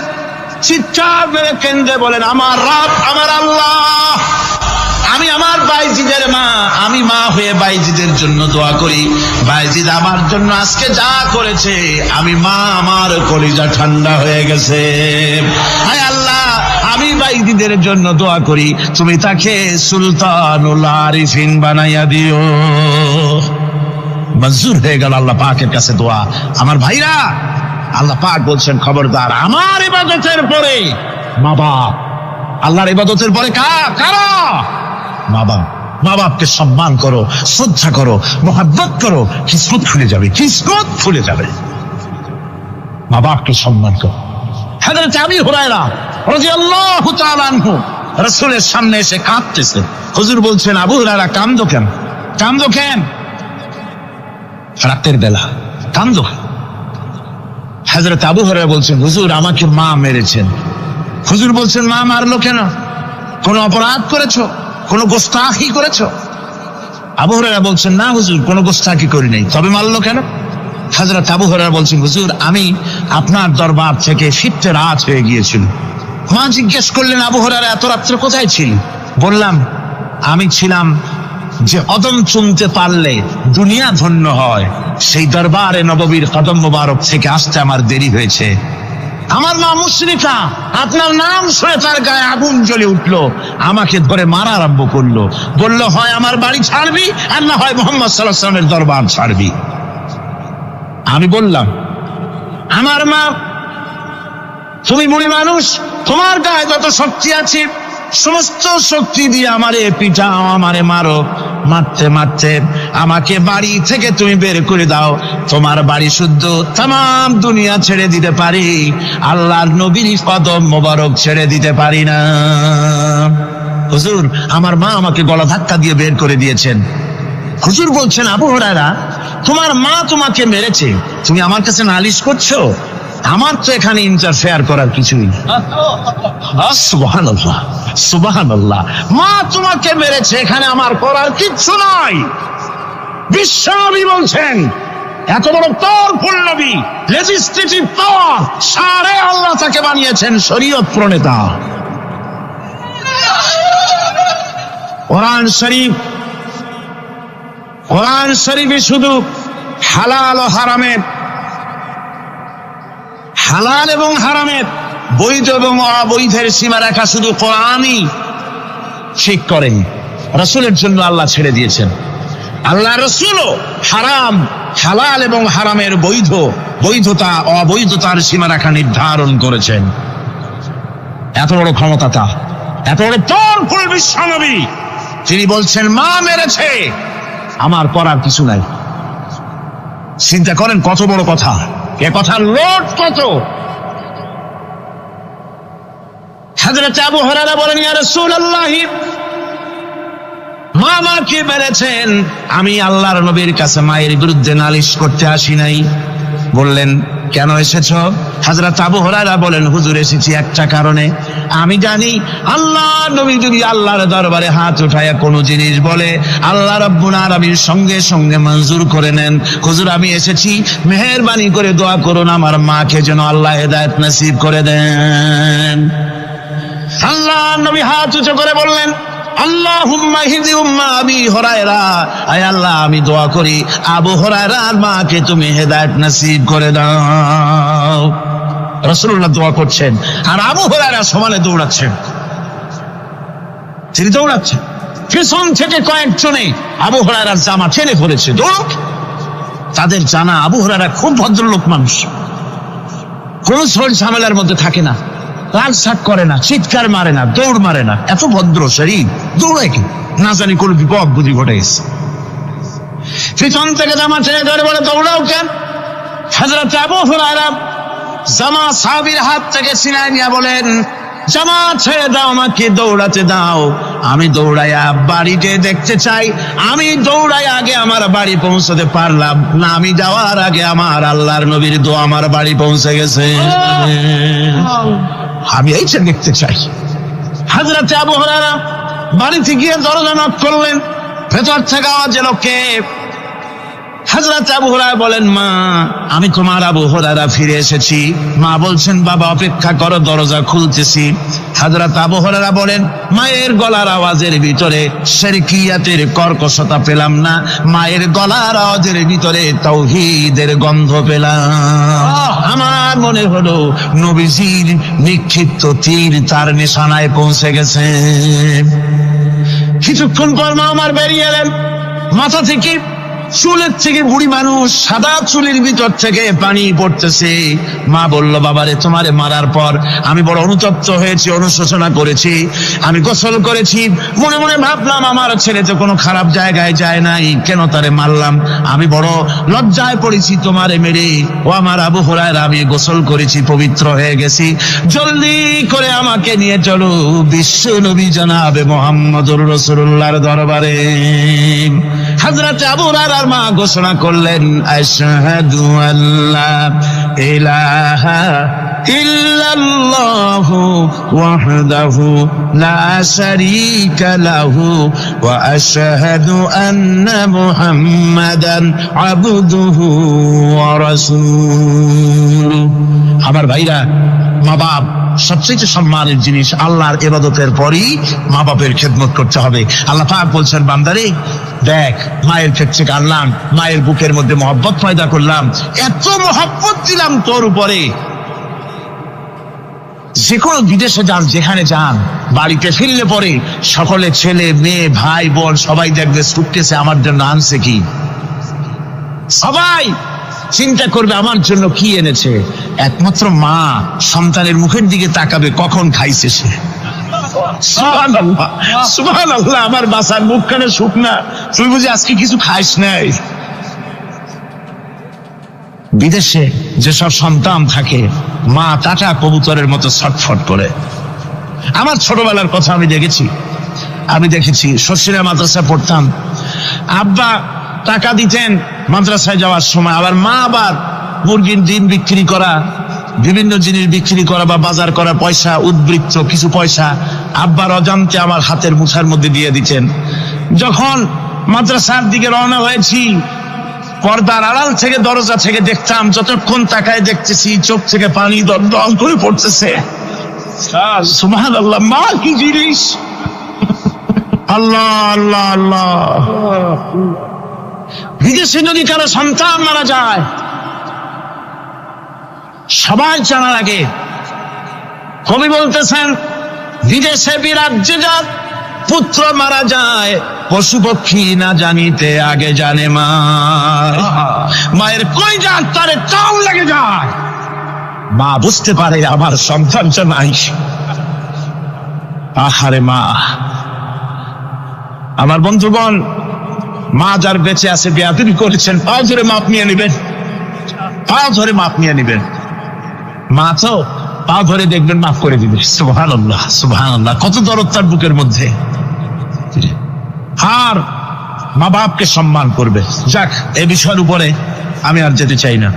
সত্যি আপনাদের বললাম, এই বিশাল জনতাকে বললাম, সবচাইতে বড় পীর আপনার জন্য আপনার মা বাপ। সবচেয়ে বড় পীর কে? বাবা। সন্তুষ্ট করেন, রুজিতে অভাব ঘটবে না, কোন মাজারে গিয়ে সেজদা দেওয়া লাগবে না, আল্লাহর কসম মাজারে যাই চাওয়া লাগবে না। মা বাপকে খেদমত করেন, মা বাপকে খুশি করেন, মা বাপকে খাওয়ান, হাদিয়া দেন, মা বাপ খুশি, রুজিতে বরকত হবে, ব্যবসায় বরকত হবে, ঋণগ্রস্ত থাকবেন না, সম্মান আল্লাহ বাড়াই দিবেন। সুবহানাল্লাহ বিহামদি, রাসূলুল্লাহর হাদিস। এই জন্য আমি অনুরোধ করব, মা বাপকে সম্মান করবেন। পাশে বুঝতে পেরেছি মুহাম্মদ সাল্লাল্লাহু আলাইহি ওয়াসাল্লাম আল্লাহর রহমত, করুণার নবী, দয়ার নবী। তার কাছে যদি আমি যেতে পারি, তাহলে তিনি আমার সম্পর্কে, যদি তার সামনে যেতে পারি, তাহলে তার কঠোর মনোভাব আমার প্রতি নরম হয়ে যাবে। এই মনে করে সাহাবায়ে কেরামদের চোখ এড়ায়া তিনি হুজুরের সামনে গিয়ে হাজির হয়ে গেলেন। হুজুর তাকে দেখি বললেন, তোমার নাম না ওয়াসি? তিনি বললেন, হ্যাঁ, আমার নাম ওয়াসি। হুজুর বললেন, তুমি আমার চাচাকে শহীদ করেছো? ওয়াসি বললেন, জাহালাতের কারণে তা করেছি। হুজুর বললেন, কেমনে শহীদ করেছো আমার চাচাকে, আমার একটু শোনাও। ওয়াসি বলতে লাগলেন, আমি বল্লম দিয়ে হযরতে হামজার শরীরকে এফোড় ওপড় করে দিয়েছি, তারপরে তার বুককে খঞ্জর দিয়ে ফেরে বুকের ভিতর থেকে কলিজাটা বের করে নিয়ে আমি হাতে দিয়ে দিয়েছি হেন্দাই কলেজা চিবিয়ে চিবিয়ে খেস। রাসূল পাক সাল্লাল্লাহু আলাইহি ওয়াসাল্লাম, হাদিস শরীফে এসেছে, ওয়াসির বর্ণনা যখন তিনি শুনতেছিলেন, রাসূলের চোখ থেকে তখন পানি পড়ে দাড়ি মোবারক ভিজে ভিজে পড়তেছিল। ঘটনা শোনার পর রাসূলুল্লাহ বললেন, ওয়াসি তুমি কি চাও? ওয়াসি বললেন, আমি ইসলাম কবুল করতে চাই। হুজুর তাকে মুসলমান বানালেন। বললেন, তুমি মুসলমান হলে কিন্তু সব সময় তুমি আমার সামনে আসবে না, তার কারণ তোমাকে দেখলে পরে আমার মনের ভিতরে আমার চাচার কথা মনে উঠে যাবে। আমি আমার আব্বাকে পাই নাই, আব্বার স্নেহ যত্ন আমার কিসমতে তেমন হয় নাই। আমার চাচা হামজা আমাকে পিতার মতো করে আমাকে স্নেহ করেছে, তোমাকে দেখলে পরে তার কথা মনে পড়বে, সুতরাং তুমি সবসময় আমার সামনে আসবে না। ওয়াসি সেদিন শপথ নিয়েছিলেন, রব্বুল আলামিন, আমি জাহালাতের কারণে যেই বল্লম দিয়ে একজন শ্রেষ্ঠ সন্তানকে আমি শহীদ করে ফেলেছিলাম, আমি বুঝতে পারি নাই, ওই বল্লমটা আমি হেফাজতে রেখে দিয়েছি।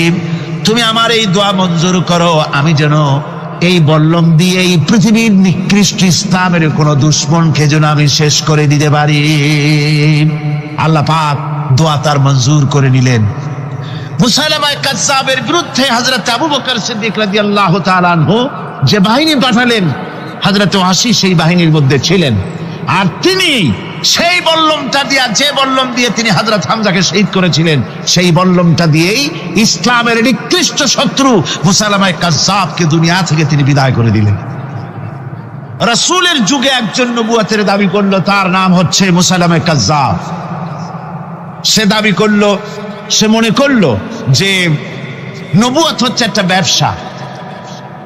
মুহাম্মদ সাল্লাল্লাহু আলাইহি ওয়াসাল্লামের কিছু ছিল না, নবুয়তের দাবি করলো, গনিমতের মাল আসলো, টাকা পয়সা আসলো, তারপর রাজত্ব হয়ে গেল, এরকম তো কম কথা না। তা আমিও যদি নবুয়তের দাবি করি তাহলে এরকমের একটা ব্যবসা আমিও করতে পারবো। এই চিন্তা ভাবনা করে নবুয়তের দাবি করে বসলো। নবুয়তের দাবি করে সে প্রচার করে বেড়াতে লাগলো, আমি নবী। তারপর তার উম্মতেরা বলল যে আচ্ছা আপনি তো নবী বুঝলাম, তা মুহাম্মদ সাল্লাল্লাহু আলাইহি ওয়াসাল্লামের উপরে ওহী নাজিল হয়, আপনি তো কোনো নতুন ওহী আমাদের দিতে পারলেন না, কোনো সূরাও এ পর্যন্ত আসলো না। মুসাইলামা কাজ্জাব বলল, দেখো কেবল না নবী হলাম, একটু সময় দাও ওহী আসা। কিছুদিন পর বলল যে সূরা একটা এসে গেছে। বলে কি?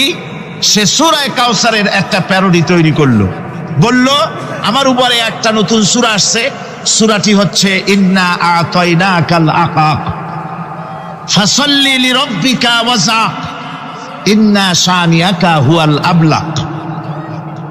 এর অর্থ হচ্ছে আমি তোমাকে আকাক পক্ষী দান করেছি। আর আকাক পক্ষী বলা হয় হুতুম পেঁচাকে। ও যে কায়দার নবী, পাখিটাও পাইছে সেই কায়দারই। তারপরে ফাসাল্লি লিরাব্বিকা ওয়াজাক, সুতরাং তোমার প্রভুর উদ্দেশ্যে নামাজ পড়ো আর জোরে সোরে চিৎকার করো।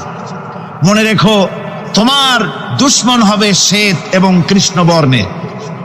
এর না আছে কোনো গোড়া, না আছে এর মাথা, না আছে এর কোনো অর্থ, না আছে কিছু। এই জাতীয় সূরা দেখিয়া উম্মতেরা বলল কি যে আশ্চর্য কথা, মুহাম্মদ সাল্লাল্লাহু আলাইহি ওয়াসাল্লামের উপরে যে সূরা নাজিল হয়েছে তা পড়তে কত সুন্দর, কত ভাব গম্ভীর, আরে কি একটা সূরা নাজিল হলো। তারা নিজেরা বলা তোয়া করলো। আর একবার ধরলো মুসাইলামাকে, তারা বলল মুহাম্মদ সাল্লাল্লাহু আলাইহি ওয়াসাল্লাম তাকে তার উম্মতেরা তাদের বাগানে নিয়ে যায়। নিলে পরে যে বাগান থেকে তিনি যান, গাছে খরমা না থাকলে খরমা হয়ে যায়। কোন পানি শূন্য কুয়ার কাছ থেকে গেলে তার বরকতে কুয়ায় পানি চলে আসে। তো আপনি এরকমের কিছু আমাদের দেখান। বললো আমাকেও তোমরা এভাবে নিয়ে যাও। তখন তাকে নিয়ে যাওয়া হলো। দেখলো উম্মতেরা যে এমনই পোড়া কপালে এক নবী তাদের ভাগে পড়ছে, যে বাগান দিয়ে যায়, গাছে খরমা থাকলে খরমা পড়িয়ে যায়, নষ্ট হয়ে যায়। আর কোনো পানিওয়ালা কুয়ার কাছ থেকে হাঁটলে সে কুয়া থেকে পানিও শেষ হয়ে যায়। এরপরে তার সাহস বাড়লো। মুসাইলামা কাজ্জাব রাসূল পাক সাল্লাল্লাহু আলাইহি ওয়াসাল্লামের কাছে এক চিঠি লিখলো। সে চিঠির ভাষা ছিল মিন মুসাইলামাত রাসূলিল্লাহ ইলা মুহাম্মাদুর রাসূলুল্লাহ সালামুন আলাইকুম আম্মা বাদ ফাইন্নী আশরাকতু ফিল আমর ওয়া ইন্না লানা নিসফাল আরদ ওয়া লিকুরাইশিন নিসফাল আরদ ওয়ালাকিন্না কুরাইশান কওমান ইয়াতাদুন। সে চিঠি লিখলো যে মুসাইলামা আল্লাহ রসুলের পক্ষ থেকে নাউজুবিল্লাহ মুহাম্মদ সাল্লাল্লাহু আলাইহি সাল্লামের কাছে এই চিঠি পাঠানো হচ্ছে। ফাইন্নী কাদ আশরাকতু ফিল আমরি মাক, আমি হচ্ছি আপনার নবুয়তের একজন অংশীদার। এই হিসাবে পৃথিবীর অর্ধেক হচ্ছে আমার আর অর্ধেক হচ্ছে কোরাইশদের। কিন্তু কোরাইশরা বিষয়টা বুঝতে না পেরে আমার সাথে বাড়াবাড়ি করতেছে। হুজুর সাল্লাল্লাহু আলাইহি ওয়াসাল্লাম এই চিঠির জবাব দিলেন। হুজুর লিখলেন বিসমিল্লাহির রহমানির রহিম মিন মুহাম্মাদুর রাসূলুল্লাহ সাল্লাল্লাহু আলাইহি ওয়াসাল্লাম ইলা মুসাইলামাতিল কাজ্জাব আসসালামু আলা মান ইত্তাবাআল হুদা আম্মা বাদ ফাইন্নাল আরদা লিল্লাহি ইউরিসুহা মিন ইবাদিহি ওয়াল আকিবাতু লিল মুত্তাকিন। রাসূল পাক সাল্লাল্লাহু আলাইহি ওয়াসাল্লাম লিখলেন এই চিঠি যাচ্ছে মুহাম্মদ সাল্লাল্লাহু আলাইহি ওয়াসাল্লামের কাছ থেকে মুসাইলামা কাজ্জাবের কাছে। শুনে রাখো, শান্তি বর্ষিত হোক তার প্রতি যিনি হেদায়েত প্রাপ্ত। এই পৃথিবীর উত্তরাধিকারী হচ্ছে কেবলমাত্র আল্লাহ পাকের সেই সব বান্দারা যারা নাকি আল্লাহর গোলাম, আল্লাহর একান্ত আল্লাহর আইন এবং কানুনকে মেনে যারা চলে। আর পরকাল হচ্ছে সেই সমস্ত লোকেদের জন্যই। মুসাইলামা কাজ্জাবের মুয়াজ্জিন যারা, তারাও জানতো, তারাও জানতো যে লোকটা মিথ্যেবাদী।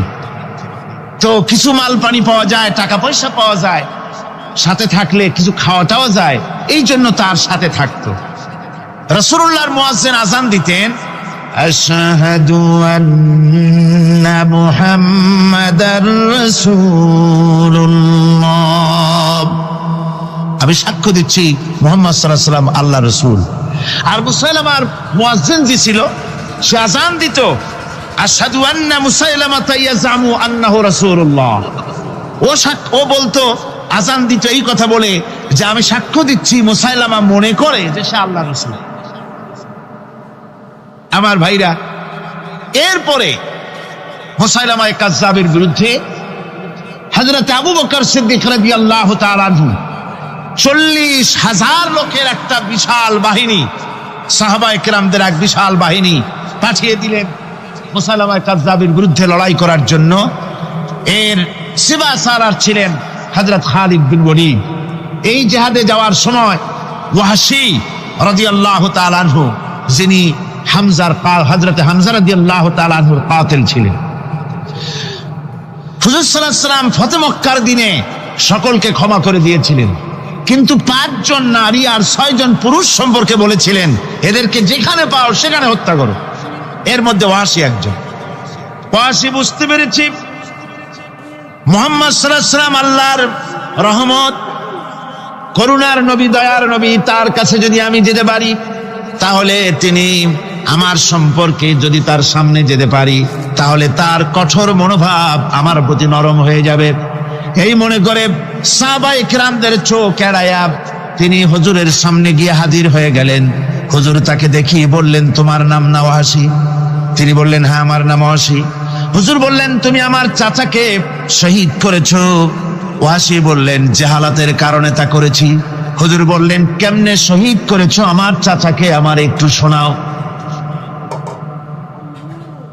ওয়াহশী বলতে লাগলেন, আমি বল্লম দিয়ে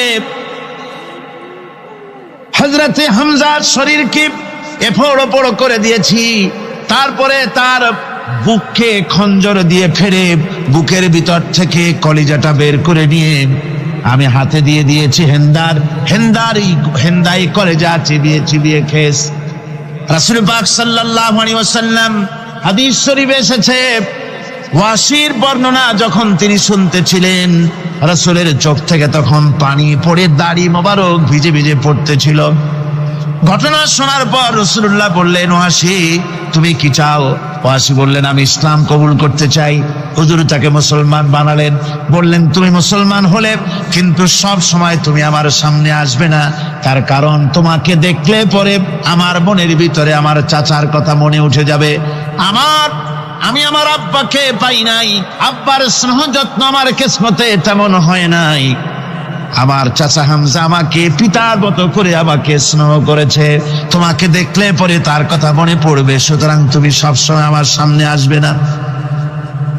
ওয়াহশী সেদিন শপথ নিয়েছিলেন, রব্বুল আলামিন, আমি জাহালাতের কারণে যেই বল্লম দিয়ে একজন শ্রেষ্ঠ সন্তানকে আমি শহীদ করে ফেলেছিলাম, আমি বুঝতে পারি নাই, ওই বল্লমটা আমি হেফাজতে রেখে দিয়েছি। তুমি আমার এই দোয়া মঞ্জুর করো, আমি যেন এই বল্লম দিয়ে এই পৃথিবীর নিকৃষ্ট ইসলামের কোন দুশমনকে যেন আমি শেষ করে দিতে পারি। আল্লাহ পাক দোয়া তার মঞ্জুর করে নিলেন। মুসাইলামা কাযযাবের বিরুদ্ধে হযরত আবু বকর সিদ্দিক রাদিয়াল্লাহু তাআলা আনহু যে বাহিনী পাঠালেন, হযরত ওয়াহশী সেই বাহিনীর মধ্যে ছিলেন। আর তিনি সেই বল্লমটা দিয়া, যে বল্লম দিয়ে তিনি হযরত হামজাকে শহীদ করেছিলেন, সেই বল্লমটা দিয়েই ইসলামের নিকৃষ্ট শত্রু মুসাইলামা কাযযাবকে দুনিয়া থেকে তিনি বিদায় করে দিলেন।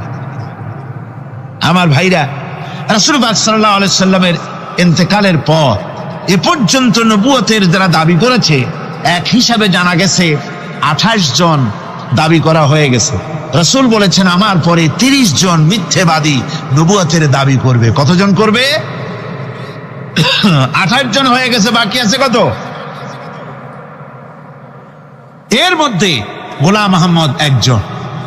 গোলাম আহমদ দাবি করলো যে আমি নবী। তার অনেকগুলি বই কিতাব সে লিখলো। বইয়ের মধ্যে এক জায়গায় সে লিখেছে, তার বইয়ে এক জায়গায় লিখেছে যে আমি স্বপ্নে দেখলাম আল্লাহ আমার সামনে উপস্থিত, আল্লাহ আমার সামনে এসেছেন পুরুষের আকৃতিতে, আর আমি তখন স্বপ্নের ভিতরে আমি নিজেকে একজন নারীর মতোই মনে করলাম। স্বপ্নের ভেতরেই আল্লাহ পাক পুরুষ হিসাবে আমাকে ব্যবহার করলেন। আমি স্বপ্নের মধ্যেই গর্ভবতী হলাম এবং স্বপ্নের ভিতরে আমি গোলাম আহমদ মসিহে রূপান্তরিত হয়ে গেলাম। নাউযুবিল্লাহি মিন যালিক।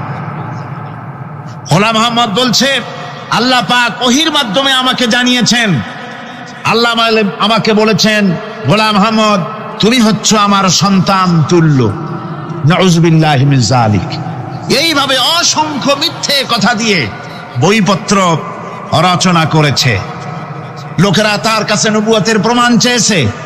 আসলে শরীয়তের বিধান হচ্ছে হুজুরের পরে যদি কেউ নবুয়তের দাবি করে তাহলে তাকে সে নবী কিনা এর কোনো প্রমাণ তার কাছে চাওয়া জায়েজ নাই।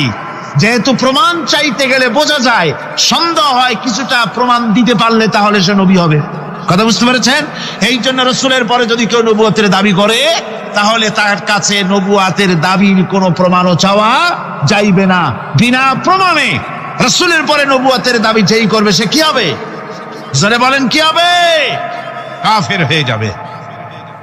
দুনিয়ার সমস্ত উলামা, সমস্ত মুহাদ্দিস, সমস্ত মুফাসসির, দুনিয়ার সমস্ত মুফতি সব একমত, কোনো দ্বিমত নাই, গোলাম আহমদ কাদিয়ানী কাফের।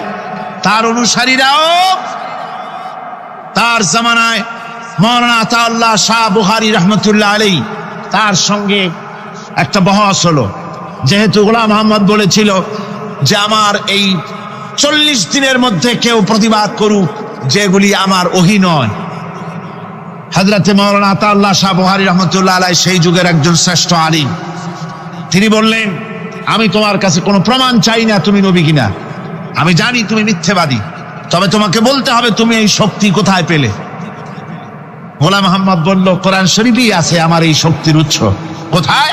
বলল যে এই যে আয়াতটা আমি আপনাদের সামনে তেলাওয়াত করেছি, ঈসা আলাইহিস সালামের ওই কথাই গোলাম আহমদ বলল যে হযরত ঈসা আমার সম্পর্কে বলেছেন ইয়াতি মিন বা'দি ইসমুহু আহমদ, আমার পরে একজন নবী আসবেন, রাসূল আসবেন, তার নাম হবে আহমদ, আমি সেই আহমদ। মাওলানা আতাউল্লাহ বুখারী বলছেন তোমার নাম তো আহমদ না, তোমার নাম হচ্ছে গোলাম আহমদ। তার অর্থ হলো হযরত ঈসা আলাইহিস সালাম যে আহমদের কথা বলেছেন তুমি সেই আহমদের গোলাম। গোলাম আহমদ বললেন দেখুন আমার নামের প্রথম শব্দ গোলাম, এটা হচ্ছে আমার লকব। আমি আমার নামের লকবটা ছেড়ে দিলাম, বাদ দিয়ে দিলাম, আর ব্যবহার করব না। তাহলে তো আমি আহমদ থাকি, আপনি তো আর আপত্তি করতে পারেন না। মাওলানা বুখারী বললেন নামের প্রথম শব্দ বাদ দেওয়া যদি জায়েজ হয় তাহলে তোমার ফতোয়া দিয়ে আমার নামের প্রথম শব্দ বাদ দিয়ে দিলাম। আমার নাম আতা আল্লাহ, নামের প্রথম শব্দ আতা বাদ দিয়ে দিলাম। তো আতা যদি বাদ দেই তাহলে আল্লাহ হই, আর আল্লাহ হয়ে বলছি তোমার মতো গাধাকে নবুয়ত আমি দেই নাই। এরপর এই পৃথিবীর নিকৃষ্ট পাপী এই কাফেরের মৌত হলো কোথায়?